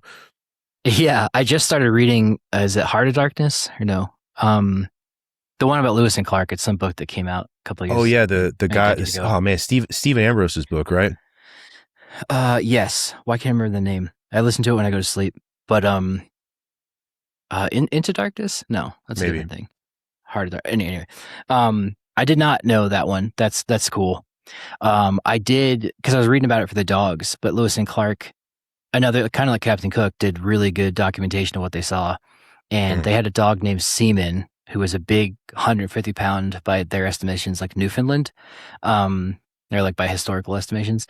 mm. And the Wat Lala, I had to look this up because I was just texting my cousin yesterday about it. But the Wat Lala in like I think Michigan or Wisconsin stole semen, or stole the dog, I should say.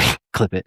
But stole stole the dog, and Clark was just or Lewis was like and like went back and they did like a raiding party to get the dog back. See? And a lot of tribes wanted to buy the dog because they'd never seen one like that, Oh wow. and would trade for it. And he was like, no, this is my dog. And it's the only animal that made it there and back the whole way without getting eaten because they got, I think, hunkered down in the Rockies and ate all their horses. Yeah. Um, but yeah, just as a dog's being tech, like all these native tribes had never seen like a formidable, pack dog like that could hunt and Right. do all that stuff. And they wrote a lot about, and I'm reading the book, which is different than the, like, just pouring through their journals, but uh documented how many times like the dog just like came back with a squirrel or like a raccoon in his mouth. He just like would go off and hunt and come back. So Thanks, I could bro. see the tribes being like, I want that. Yeah. Right. So Yeah. The original Uber yeah. Eats, dude. Yeah, exactly. Or like just an upgrade to the new Dog model of their Dash. dog form. Right. Yeah. Yeah, exactly. It was cool stuff. Yeah. Yeah. Now, I was just gonna say, one of my favorite like anecdotes, I guess, from I guess anthropology. I don't know. I'm not an anthropologist, but is something Margaret Mead either wrote or said about how the mark of civilization, she realized like this is a mark of civilization, was she was going through the remains of a human being and saw that it had a bone that was broken but then healed naturally and then aged beyond when that leg was broken, and that to Yeah. her it implied that this group of people had the ability to take care of one another to the point where this person was fed, clothed, sheltered, whatever, while he was ineffective around camp and taken care of, and was able to live a life beyond what could have been such a debilitating injury that they were viewed as a burden and left behind in, whatever. And that's the mark to her, like, of civilization, was the ability to take care of one another in that way, to where something like a broken leg isn't a death sentence, you're Yeah. not so much of a burden. And a dog would definitely add to that as well, because you could be left with a dog, or you could be left, in the care of somebody else, I guess, in that same culture, would have the ability to raise or rear a dog the way we're talking about it. I always found that to be sort of a small anecdote, but a pretty profound anecdote, because you wouldn't really Yeah. think of it that way. When you think, oh, what's the mark of civilization? Oh, we found coinage, or we found, metal weapons, or, whatever, some big grand structure that, has been buried under the sand for forever. No, it's a repaired bone, and then age beyond that repaired bone actually, says a lot more about what these people were capable of, or felt they were capable of, I guess, than other things, I suppose. It's just kind of cool to hear about things like that. Yeah, man. Yeah, that is a profound statement. I don't remember who said that. It might have been Margaret Mead. Maybe you're Margaret right. Mead, But I yeah, it remember was Margaret Mead. reading that too. And then the Neanderthals referenced like earlier, Shenandoah 2 is the name of the cave. Okay. Or it's Shenandoah Cave, but I think the Neanderthal is Shenandoah 2 is the specimen name. But yeah, he was fucked up. He's missing an arm, like down from here, got amputated.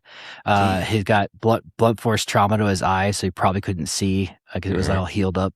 But yeah, same. He lived to like a decently old age for a Neanderthal, so they were chewing stuff up, probably leading him in and out of the cave, making sure he didn't trip on stuff. And Right. yeah, as a marker of being human is like, because boiling it down to the calorie thing, why am I wasting calories feeding this dog? Why am I wasting calories feeding this old guy? And it's like that's where that way of looking at things is too narrow, and that's when you expand out to things like that. Yeah.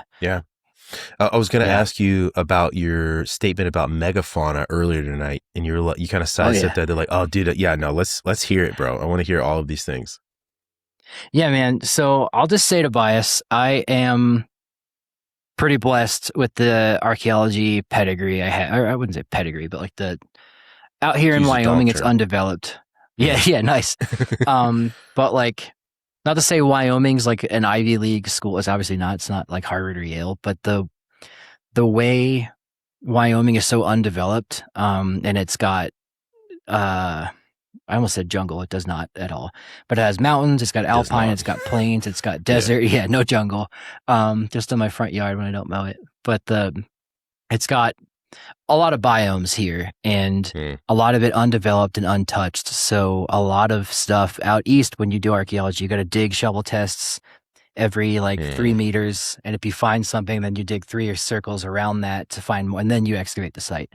In Wyoming and Colorado, Arizona, it's so arid, things are just left there 10,000 years until someone else picks it up. A lot of it's been picked clean by, collectors, and I even found an Oregon Trail site in this well they dug next to like the homestead. In like the well where they threw a bunch of trash when they left was a bunch of arrowheads. So they even found some and put them there. Oh, wow. Super cool. And a marble. Yeah, just really cool. You could just like see this kid playing with marbles like 150 years ago. But with that, Wyoming has so much megafauna, and it has so much paleo sites here that we're really lucky to have. And with that, I've found, part of a team, I didn't find it myself, but like a Clovis Point, that was associated with a mammoth, a lot of tools and stuff where I could see they're clearly butchering this big mammoth. They're making hides out of it. They're painting the hides with paint or pigment.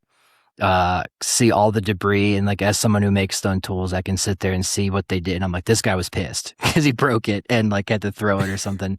And it like humanizes people in that sense. But you can see the stone, and they hunted it, but it was in a river. It was a juvenile mammoth, so every mammoth kill does have, and I'll state this too as like a counterpoint, were they hunting it, or was it stuck and they came across it and just put it out of its misery? Sure. And there's a lot of new papers coming out by this like same group of scientists that are saying like, well, Clovis points weren't atlatl darts. They were just knives or they were javelins, and they'd put them in the ground and like wait for the mammoth and they'd javelin. Like, that's crazy. I don't think that's the case, but I will admit, I agree. Maybe they were scavenging them. Yeah. Cause that'd be crazy. But, were they scavenging them? I don't know. But there's a lot of these papers that come out, they're saying like, well, humans ate way more vegetation than they did meat. And like, sure, maybe they did. That's fine. But they were still hunting these things. And like, they're doing testing, and like my friends do ballistic tests with atlatls, and like showing, yes, you can hunt mammoths with them. They can penetrate elephant hide. They can penetrate bison. I've seen people hunt a bison with an atlatl on video. Sick. I haven't been in person, but yeah, it's if you get a good shot, they go down. For real? Okay. Yeah, it's small, but not like a Ice Age huge one. But if you had 6 able-bodied people just lobbing an atlatl when it's in an arroyo, you can probably kill it. So there's a lot of this, like, I don't think a lot of science has an agenda behind it, because you want to say something or you're stuck with your views and stuff. And I'm trying to say it immediately, I have a bias because I've dug this stuff up and seen them doing this. So I'm pretty in the hunting camp, metaphorically and physically. But there's just like this idea that we didn't hunt them, and that's really weird. And there's that whole myth of like noble savage that like, which is, obviously not true, that natives ate everything of the mammoth or the bison and left, nothing to waste. But like, there'd be no archaeology if that was the case, because we find the bones that are left there wasted. And like those bison kills where there's like, they couldn't possibly get everything from there. Like those buffalo runs you were talking about. Yeah, exactly. Like they were clearly overkilling them. Too much maybe surplus. Not to the extent that yeah, exactly. Not to the extent that the U.S. cavalry did with those big piles of bison, just for the tongues, right? But they still were. So they're trying to like differentiate between that and that. But I'm like, it's still humans coming into this continent with prey that had never seen them before, and hunted them in a time with the Younger Dryas and all that stuff where the climate's really shifting, and then humans have their own diseases that they're bringing in. Dogs have their own diseases, probably. We can't track that, but that's the theory I have. There's just a million things, and it's like, I think a lot of people, there's the overkill theory, which is also called the Blitzkrieg theory, that humans were overhunting these animals to extinction. And I think a lot of people interpret that as we were killing every single last one, and that's not the case. But if you're killing the male mammoths in like, mammoth herds, they're already dwindling in number, they're going to die out faster. And it's like humans didn't help, is my opinion on that. Right. Whereas other people are saying they didn't do it at all. And like, that's just not, that can't be the case. Because we, like Native American societies, like built, especially on the plains, is built on hunting megafauna and killing them and using their hides for utility. So that's my soapbox. I think we were hunting them, but I don't think we hunted every single last one down like John Wick or something like that. Right, because they killed your dog, ironically. Yeah. Oh, no, right. I agree with you, man. I hardly ever find that the answer lives in one extreme or the other. It's normally somewhere in the middle. And I definitely don't believe that they weren't hunting them. They obviously were hunting them. Like you said, there's evidence of people cleaning bones and things like that for cut marks and all this other stuff. It makes sense with the climate and cultural changes, or not climate changes, cultural changes, climate changes and all that stuff going on. And I guess if you're whatever it is that you're killing, the males or females, maybe a female is smaller, hence she's easier, or male is bigger, so there's more meat, or whatever it is you're doing, you're just naturally removing their ability to reproduce. And if you're already, if you're already toppling over and I give you a little push, is it my fault that you started toppling over? No. Did I help you on your way to the ground? Yeah. But there's a lot more going on there than anything else, and I would agree with you that our contribution to that is probably very real, but it's probably not the entirety of our fault in any way, shape, or form.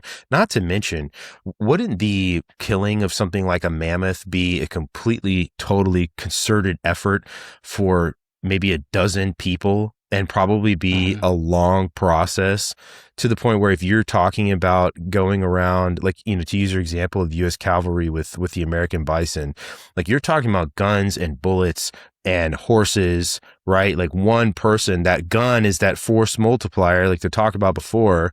And you can go around and you can kill, as one person, you could go kill 30 bison or whatever. I don't know what the rate it is. You know what I mean? In an hour, one person did that because of that gun, versus if you're a tribe of 12 dudes with spears and atlatls, you're talking about maybe 6 hours just process of killing a mammoth. I don't know, I have no idea, but just to me, that doesn't even make sense. You're not talking about exterminating foxes, or even, a smaller, whatever, bears for that matter. A group of 4 dudes could probably take a bear. I don't know, with spears and shit like that. I could be wrong, but it just doesn't seem to add up that way. Stuff. Didn't have repeaters then, but they had it took like 17 shots to kill with the grizzly bear. I know, dude. I've read that. That's a gnarly stat, dude. There's actually an exhibit for that specific thing in Great Falls. So Great Falls, Montana, has a Lewis and Clark museum. It's actually pretty cool. Great Falls does not have a lot of very cool things, but if you ever do go up to the Great Falls area to go visit the Great Falls, they have a whole exhibit talking about the grizzly bear, and then their experience seeing a grizzly bear and then trying to kill it and being like, holy shit, this is not working, bro. Like everybody needs to shoot this thing. Yeah, it's pretty funny. It's a very, very cool museum. One of the more interesting and unique things, I guess, about Great Falls, aside from all the meth. But I don't know. I enjoyed going to the museum. I get you. I love those small little like local museums. They got cool stuff and people there that really care about it, and those are the most fun to me. Very much. I did Fort Bridger last year. Did some excavations there, and like that same little small museum. It's in the middle of nowhere, like Wyoming Utah border, but like just like brass buttons from the cavalry, like different swords, and then they have like the native exhibit with the beadwork. It's just cool. Yeah. But to your point though, it's like. Even like I think a mammoth takes, I want to say 12 to 16 months to gestate an infant, and they only have one calf. I don't think they have multiple like dogs do. Okay. So if you're just, taking out herds after herds, and there's like a lot of people here, and then there's the whole Clovis, pre-Clovis debate. If there were people here longer than that, then there was more people here to hunt them. So it just, force multipliers, maybe not the word for that, but like it's a trophic cascade, I think is the word, or just a cascade in general. Like you're killing off the big ones, you're killing them in number. They're not going to be able to breed as fast. And then the impact theory is its own. There's debates with that too, but there's still climate change happening at a huge warming period before that even was supposed to happen, if it was real or not. And like climate change is happening.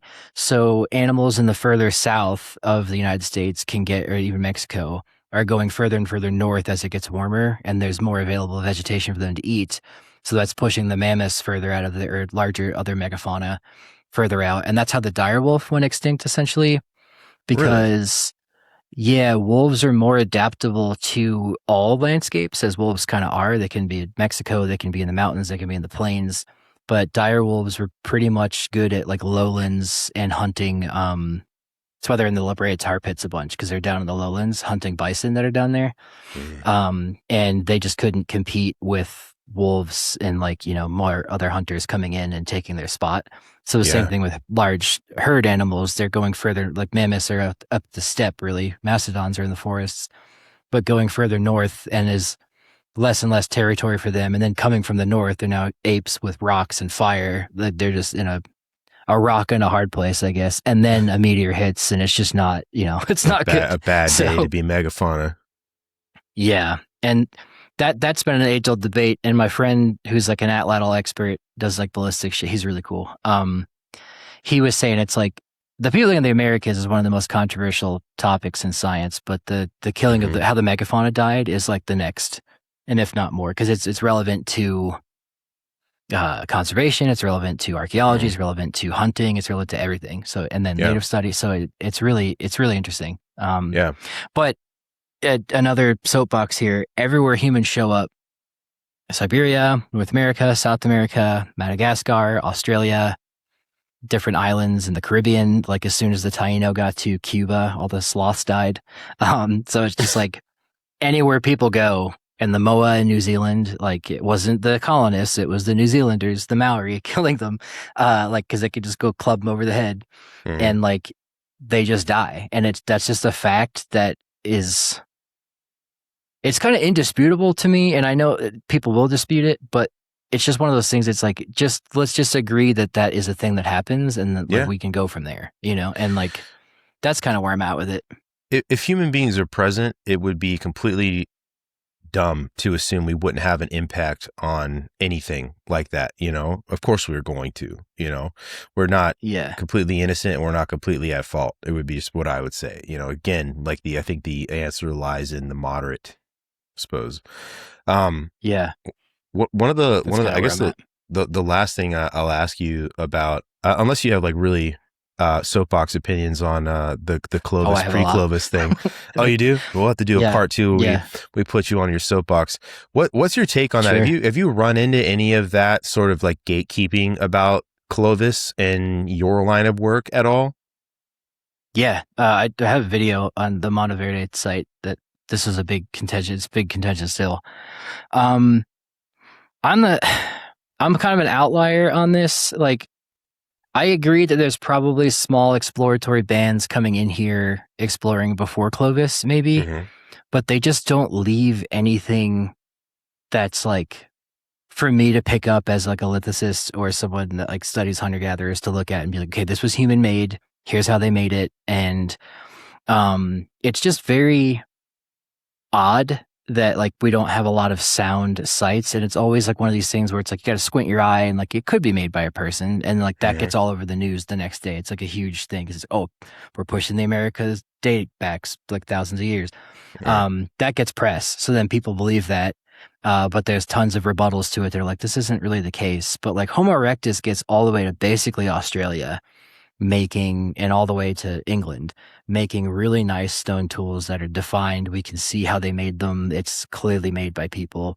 Mm-hmm. Um, and then for some reason, Homo sapiens get to Alaska and then all the way down and then just forget how to make stone tools until they get to like Mexico. And there are some pre-Clovis sites in Alaska that are sound. But that makes sense because they're way up there. Mm. But to the gatekeeping thing, there are a lot, and this goes both ways. And I noticed this with the new Monteverde study. There's Clovis first people who are very like stuck with their Clovis first ways. This is how they learned it. This is their life work. That's how it is. And it just makes the most sense to me. But then there's pre-Clovis people that I noticed that are like super pre-Clovis, advocates or fans, or whatever you want to call it, or proponents. And when anything comes out saying that there is no they get in their dogmatic ways or like, that's not true. That's not how I learned. And it turns into this, it's like one of the most debated things in science because it's so dogmatic in a way on both ends, in both sides. And I kind of try to take the middle route. Whereas like a lot of my friends will probably listen to this and be like, God damn it, David. But like, because I take the more like conservative the Clovis route with it, just based off of evidence that I've seen. But my professor, who I interviewed for that pre-Clovis, the Monteverde site, is like notorious for being like, he doesn't like pre-Clovis. So like a lot of the people that watch the video are like, well, I'm not listening to what he says because he's already like, so there is a lot of that. And rightfully so. Like he's not been for it his whole career. So that makes sense. People wouldn't want to watch it. But yeah, man, it's just really, they're odd. And like they're having dug a lot of sites on the continent, and like looked at stone tool all over the place. I got to look at the Cerruti site in California. That's like, it's 100,000 years old, which wouldn't have been modern human at that point. It would have been Denisovan, or 300,000 years old. So that would have meant Denisovans are way down here, but I got to see the rocks that like were supposedly the tools, and like, these are just rocks to me. Like whereas when you see a Clovis site, it's like it defined, these are Ice Age hunter-gatherers, butchering the mammoth, they're tanning the hides. There's you can see a whole array of toolkits of like, with scrapers for tanning the hides, they have traps and things like that. Yeah, and you can see it defined, and then that gets into, people will be upset with me about that. They should be, because I say it weird sometimes, but like it looks like a prehistoric Ice Age site you'd find in France, or it looks like one you'd find in Africa or Germany. Okay. And those look sound here when you see Clovis, and that makes sense. It makes sense for Ice Age people going across to both continents.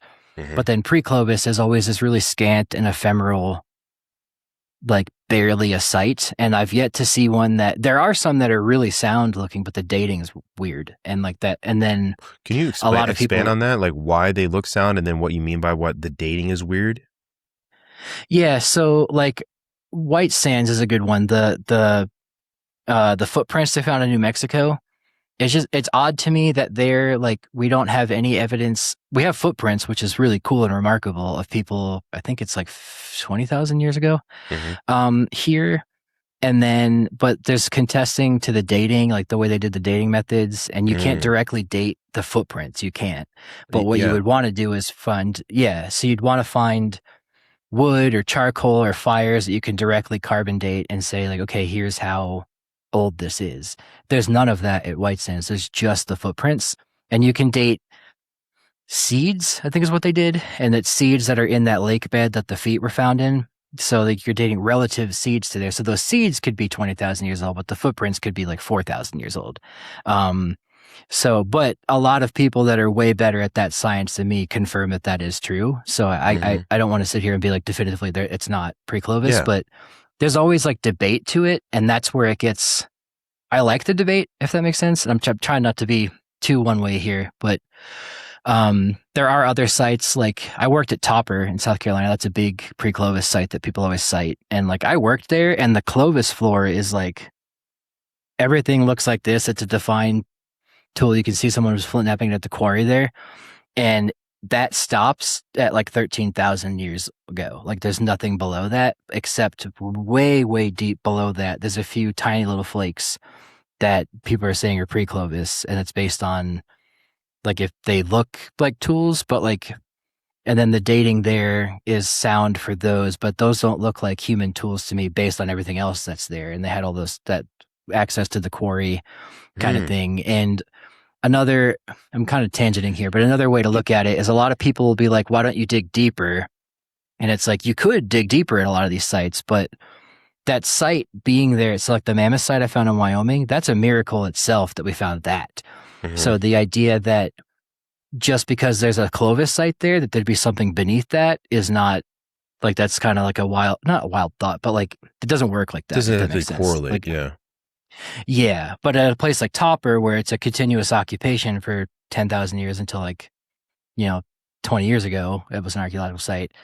It would make sense that maybe below that, since it's a quarry with good stone, there would be something beneath it. And those ones are worth looking into. Meadowcroft Rock Mm. Shelter is similar to that too. Yeah. Is it possible that like at these levels like pre-Clovis floor that you were talking about, where you find these like flint knap things that could be tools, that they're so old Mhm. they just have degraded to the point where they don't appear as refined as the ones at the Clovis floor, or does that not really matter? With stone, not so much, because stone stays stone Yeah. the whole time. They don't break apart like that. There might be some that do fragment like that. Hmm. But someone did some research on it, like that freezing events could make them break exactly the way that they were. Sure. Um, but that's where it gets out of my wheelhouse, where I'm like, I didn't do that study. I don't know. And those, Yeah. Yeah. maybe that guy's wrong. So yeah, it gets into that. That's where archaeology is fun because it's a science and you can like Hmm. lab test things like that and do things like that. So, I'm sure the comments are like, I was with them until the pre-Clovis stuff, Yeah. but that's fine.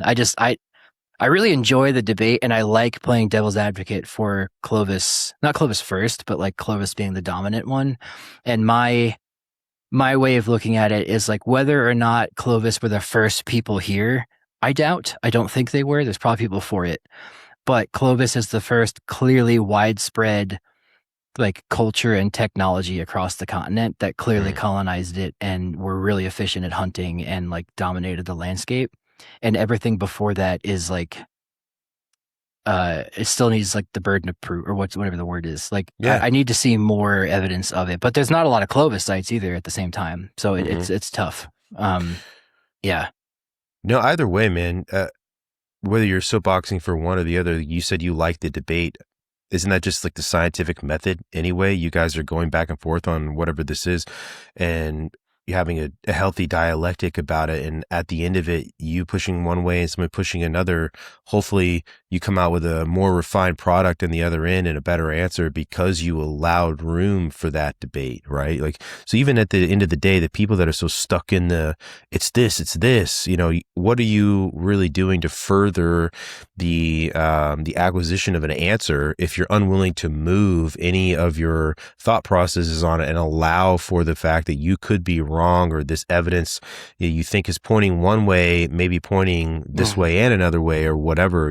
It's just, I think what you're describing is a more healthy representation of the scientific method than being so stuck in your ways about one thing or another. Yeah, that's a good way to put it. And for me, that's where Clovis falls. It's like it's been tested. You can see it. You can replicate it. It makes sense that way. And if Clovis is first, it makes everything else make way more sense. Hmm. Um, but into the other way too, the guy who did Monteverde, he's been digging that since the 90s, 70s, 90s, I think. Before I was born, put it that way. He's been Okay. doing it for a long time. Has a lot of volumes on this. He's published it. This is his life's work. And then like my professor comes along and then does this like essential like damning site, basically saying that like all the stuff there is sound, but it was like based on, it's in the video, but like there's basically like when Pompeii exploded, there's a layer of ash that covered the city that could be traced back to that exact volcanic event. Right. At Monteverde, there's a volcanic event that went off that basically is, I'm saying this wrong, but it's like below that level of the pre-Columbus stuff that's there. So therefore that volcanic event happened. But it's basically saying that Monteverde is, I don't want to misquote it, so I'm just going to make it short, but like it's only 8,000 years old. It's not 10. So therefore it's not pre-Columbus based on this volcanic event that went off. So where I'm going with this though, is the guy who's done his whole life's work on that site. I can understand why he's pissed and like, doing, going on TV and like interviews and stuff saying like, this guy's wrong. He's saying that I'm wrong, but cause his whole life's been that site.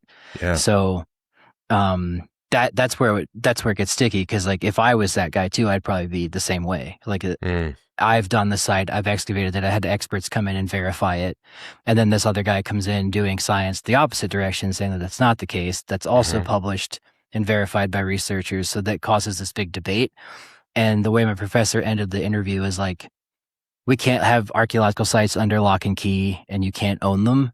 Like it's subject to scientific scrutiny. So that's where it gets interesting. And it's like, I'm in a lot of email groups and like WhatsApp chats of like, a new site will come out and I'm like, oh, this is going to be big. And like, it's fun seeing like who believes what or like what the arguments are. And I love that aspect. That's really fun to me. And especially when you get to replicate things with experiments and like experimental so with the megafauna too, like shooting atlatl darts and testing their ballistics and their velocity and like how deep they penetrate into bison skin and stuff like that is really cool because that supports the hunting evidence.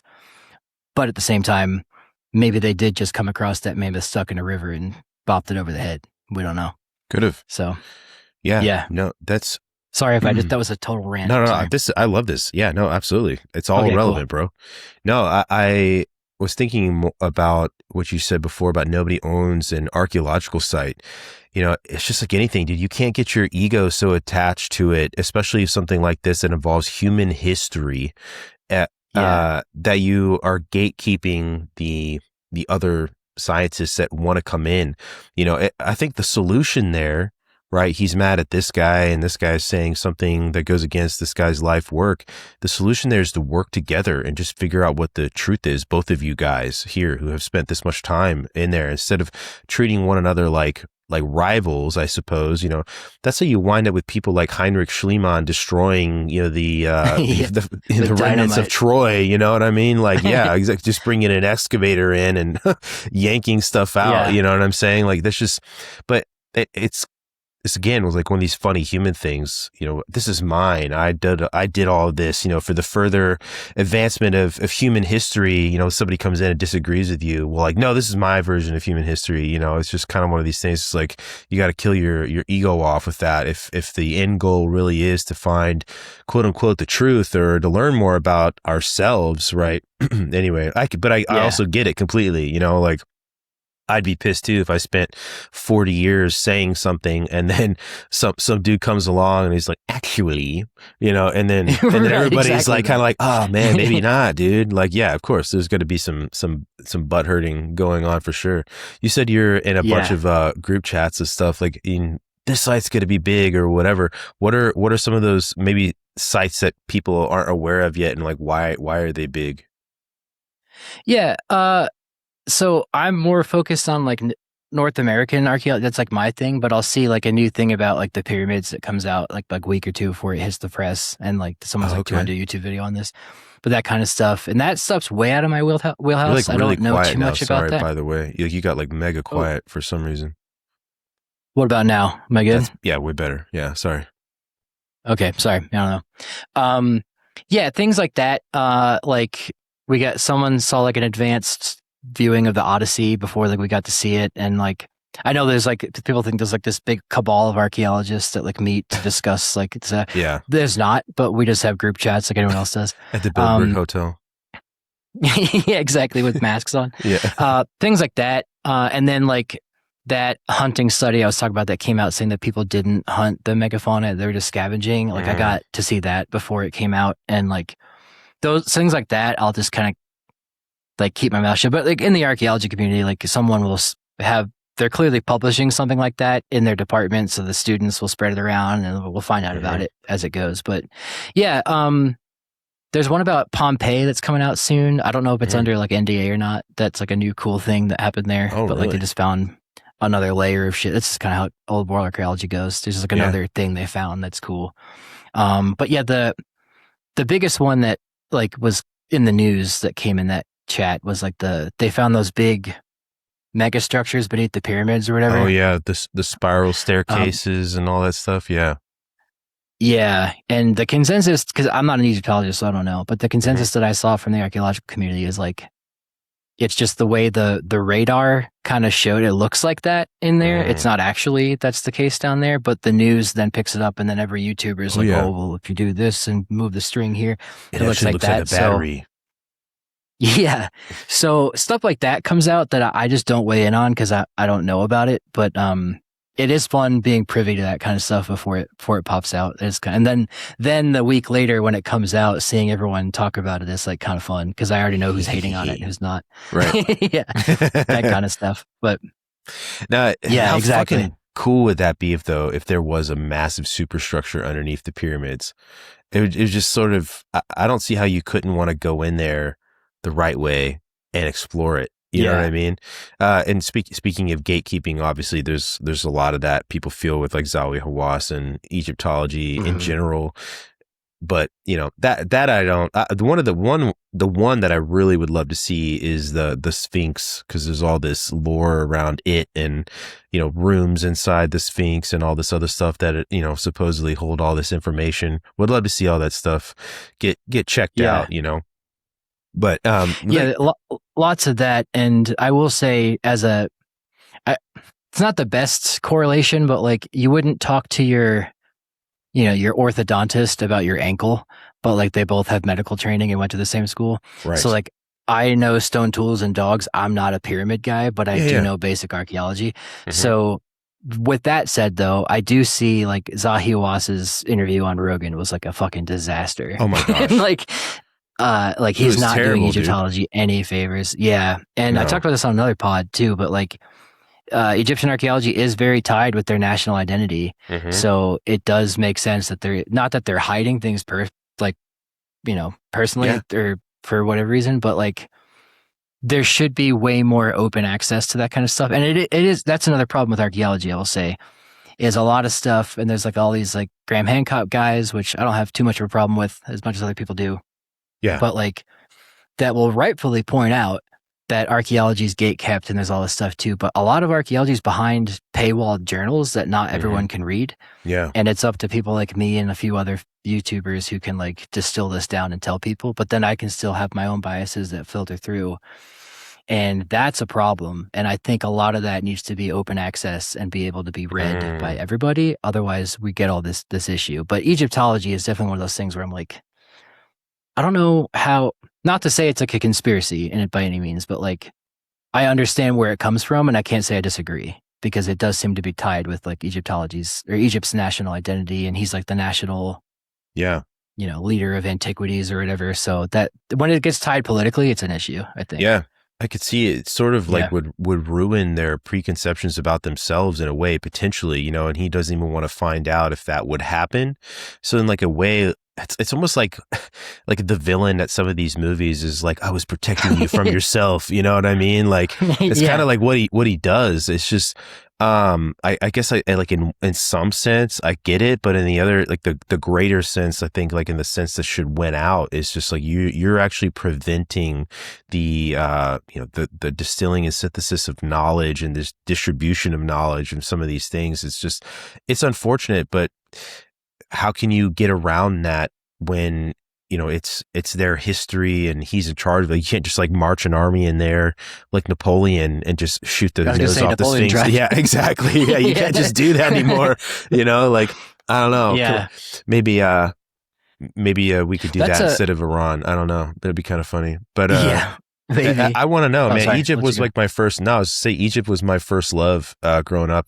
What got me into history? My grandfather, the same one that was a dairy farmer, bought me a book Nice. on King Tut's mummy, dude. Like that's it. That was everybody's little segue into Egypt history, and from that point on, Yeah. I've always just had a massive fascination with any of it. I entertain all of the fun stuff too. You know, like I had man, Jay Anderson on. I don't know if you've seen Jay Anderson at Mm-mm. all. Project Unity. He's actually super cool dude. I have The heard of that. Okay. Yeah, we talked a lot more about oh dang, what's the name of the island we talked about? I'll have to think about it. We didn't focus too much on Egypt as much as we could have, but there's another dude as well, something alchemist or alchemy or something like that. That he is a guy he's an American dude that lives out in Egypt, and he has this hypothesis that all of these veins of iron run back to the pyramids, and that's evidence that they're conductors and that they were essentially like an energy source. Oh shit. It's actually super interesting. You know, it's not presented as fact. It's, you know, it's presented, which I appreciate. It's presented as his hypothesis, and you know, he's got all of these different you know, ideas that he sort of fleshes out and the evidence he gives. And you know, I'm not educated enough to pick apart what's wonky science and what isn't wonky science. But even then, like we talked about, I don't remember what pyramid it is, if it's maybe in like Khafre or whatever. There's that staircase that looks like the stone has been melted. If you've seen pictures of that, and this is just like I'm not sort of familiar. hypothesis I even talked to the Grandmaster of the Order of the Templar about this too, and he has his own thoughts and Oh opinions on shit. it. That the Egyptians, one of the ways they were able to make stone so smooth is through the process of alchemy, and that they were creating an acid essentially that could burn or melt the granite, and that through the process of alchemy that they were doing that, and perhaps they were carrying this in a pot or something like that. And Mm-hmm. it looks like you'd spilled something down the stairs that has completely corroded the staircase. It's not like if you go into a castle and you can see like the natural wear and tear where everybody has walked up the same path of those steps. Like it's very clear that that's from footsteps over 800 years, right? But like this, Yeah. it looks, and it changes all the way down like liquid wood as it runs down something. If you've ever spilt anything, it's super wild. But I like talking Huh. about that kind of stuff and hearing about it, because there is just so much you don't know. You're kind of left with the interesting speculation that other people, you know, go into, and their accounts of Malta was the island me and Jay Anderson talked about a lot. That's an insane place, is Okay. Malta. But you're kind of left with that because these guys are going and showing up to these archaeological sites, and they're kind of just doing their own research based on what they're allowed to do because of the security on these sites. And like he was kind of Mm-hmm. joking about how even some of the guards around the Great Pyramids, they will 100% tell you you can't pull your camera out, but almost don't recognize the fact that your iPhone is probably the best camera around, and don't give a shit that you've got it out the whole time. And they just go around, they're Huh. recording all this stuff. Yeah. And I don't know, it doesn't register in their head that it's a camera because it doesn't look like a Nikon. And he does this other video where he shows how some of these walls are photoluminescent as well. Like if you shine certain light on them, the walls retain that light, and you can see other hieroglyphs because of the Oh light that shit. the wall retain. Like some of these caves, you know, they have like the natural ability to hold light because of whatever it is, like Mm. the moss or some shit like that that's growing inside of the rock does this. But yeah, it's just, you're kind of left with people willing to do the work on these things rather than the institution of Egyptology, because of people like Zawi Hawass. And like, thank goodness for people like Jay and some of these other folks that go out there and do these things and they visit these sites. You know, they're not classically trained, so you can say what you want about, like, I guess the quote unquote accuracy of what they're saying, but like they're doing something, you know? So I appreciate that kind of stuff when, you know, there's so many barriers to entry to learning about a subject. It's just, that's what you're left Mm-hmm. with. Yeah, and like the acid thing, that's fascinating. That makes more sense to me in practical sense than like, laser beams, like people think the Yeah. Inca had or something building theirs. And Right. that's Yeah. where I'm like, okay, that's fine. But then people in like that group chat are like, did you see what this guy said? I'm like, he's tweeting on Twitter. Like, I don't give a shit. Like, Right. let him tweet. Like, I don't care. Right. But then that kind of stuff, like that's where it gets like, then there's this big debate with like pseudoscientists and like, what do we do? But I kind of already stated it. Like, everything's behind a paywall. You have to be someone's student to have access to and like, that's where that stuff comes from. So we need to be more open with it. And then again, I've said this like 3 times. I'm not an Egyptologist, so I don't know how exactly it works there, but I do know it takes a lot of schooling. And then part of grad school, and when you're becoming an archaeologist, is learning how to think differently based on archaeologists that came before you, how they approach things and stuff. So you get to pick and choose which way, like, so the way I look at things like calorically through behavioral ecology, that led to my dog stuff. But that doesn't work when I'm trying to apply like, gender theory to stone. It doesn't work. Sure. But like, there's other ways of looking at it. But the bias with that then is if you have a professor who has a very specific way of thinking, you learn that and you get his biases or her biases, and then you go in with that. So I think that's kind of, especially with something like Egyptology, where it's very, elite isn't the word, but like it's very, prestigious and like, oh, my son's an Egyptologist, that kind of thing. It like has that air to it, and it gets passed down as like a good boys club kind of thing. Yeah, maybe that's not the good right old boys word, but club. like, It is elitist in a way that you're like talking you have about. to be There's like a vanguard Yeah. of Egyptology in a way. Like you have to be a part of that in group, otherwise you're not going to get total access. Exactly, and I think that needs to be shifted. It has its merit for sure, because anyone can't just go in with a shovel and start digging. You gotta go through the permits and stuff. But like, yeah, a lot of that stuff, especially with North American archaeology too, it's like you can't. Everything has to be like, anyone should be able to have access to go if they want to do a site and get the permits and do the correct stuff, and be supervised so you're not like destroying the site. Yeah, but like you should be able to do your own research on it and stuff, and I think that's important. Yeah, I agree. You should be able to, follow the method or whatever and get that. Okay. Yeah. Last question for you, bro. I want to know Sure. in your whole process. I'm loving this, by the way. Okay. I worry about you getting tired. I know like you're an hour ahead of me, and I don't want to like talk your ear off, or 2 hours ahead of me, whichever you are. Cause you're in mountain time. I could do another question for sure. Yeah. Okay, I'm not too far ahead. Yeah. By the way, I've been to Wyoming a few times, to Camp Guernsey, which is in Wyoming. I used to work there. Okay. Yeah. That is not the jungle, is all the joke I was going to make. No, very much not. Yeah. But, no, dude, what is your favorite thing? I know this sounds like a cliche question, but like the one thing that you've come across, or that you have a passion about, that you've discovered in your process of running through all the information when it comes to like man's relationship of evolving or whatever alongside dogs, ethnocynology, right? Like you're talking about. What is your favorite thing about this that you've learned that maybe it's taught you something, I guess, about you, or taught you something about humanity that you're just like, man, that's mind blowing? It doesn't, maybe not even mind blowing, but something that like touched you for sure, Yeah. I guess I kind of already said it, but we touched on it.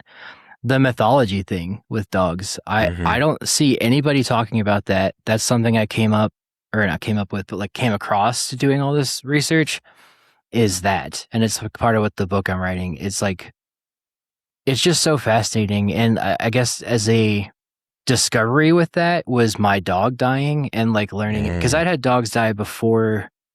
Like I had family dogs die and stuff like that, and I was a kid, and then I was in college for the other one. But like when my dog died, it was like I raised him from puppy to the day he died. And it's like, okay, now what do I do with his remains? Do I bury him? Do I cremate him? Do I do all that? And it's like, that put me in this position of, okay, what were those people feeling 14,000 years ago when they buried that dog? Was it to be back in the earth? Was it to be with the people? Was it, the dog came from the earth? Do you put it back in? I think we talked about this last time too, but like, I don't know how I go about putting him down. How I'm going to bury him. Is he on my shelf? He's in the Anubis urn right now on my shelf. Very cool. Things like that.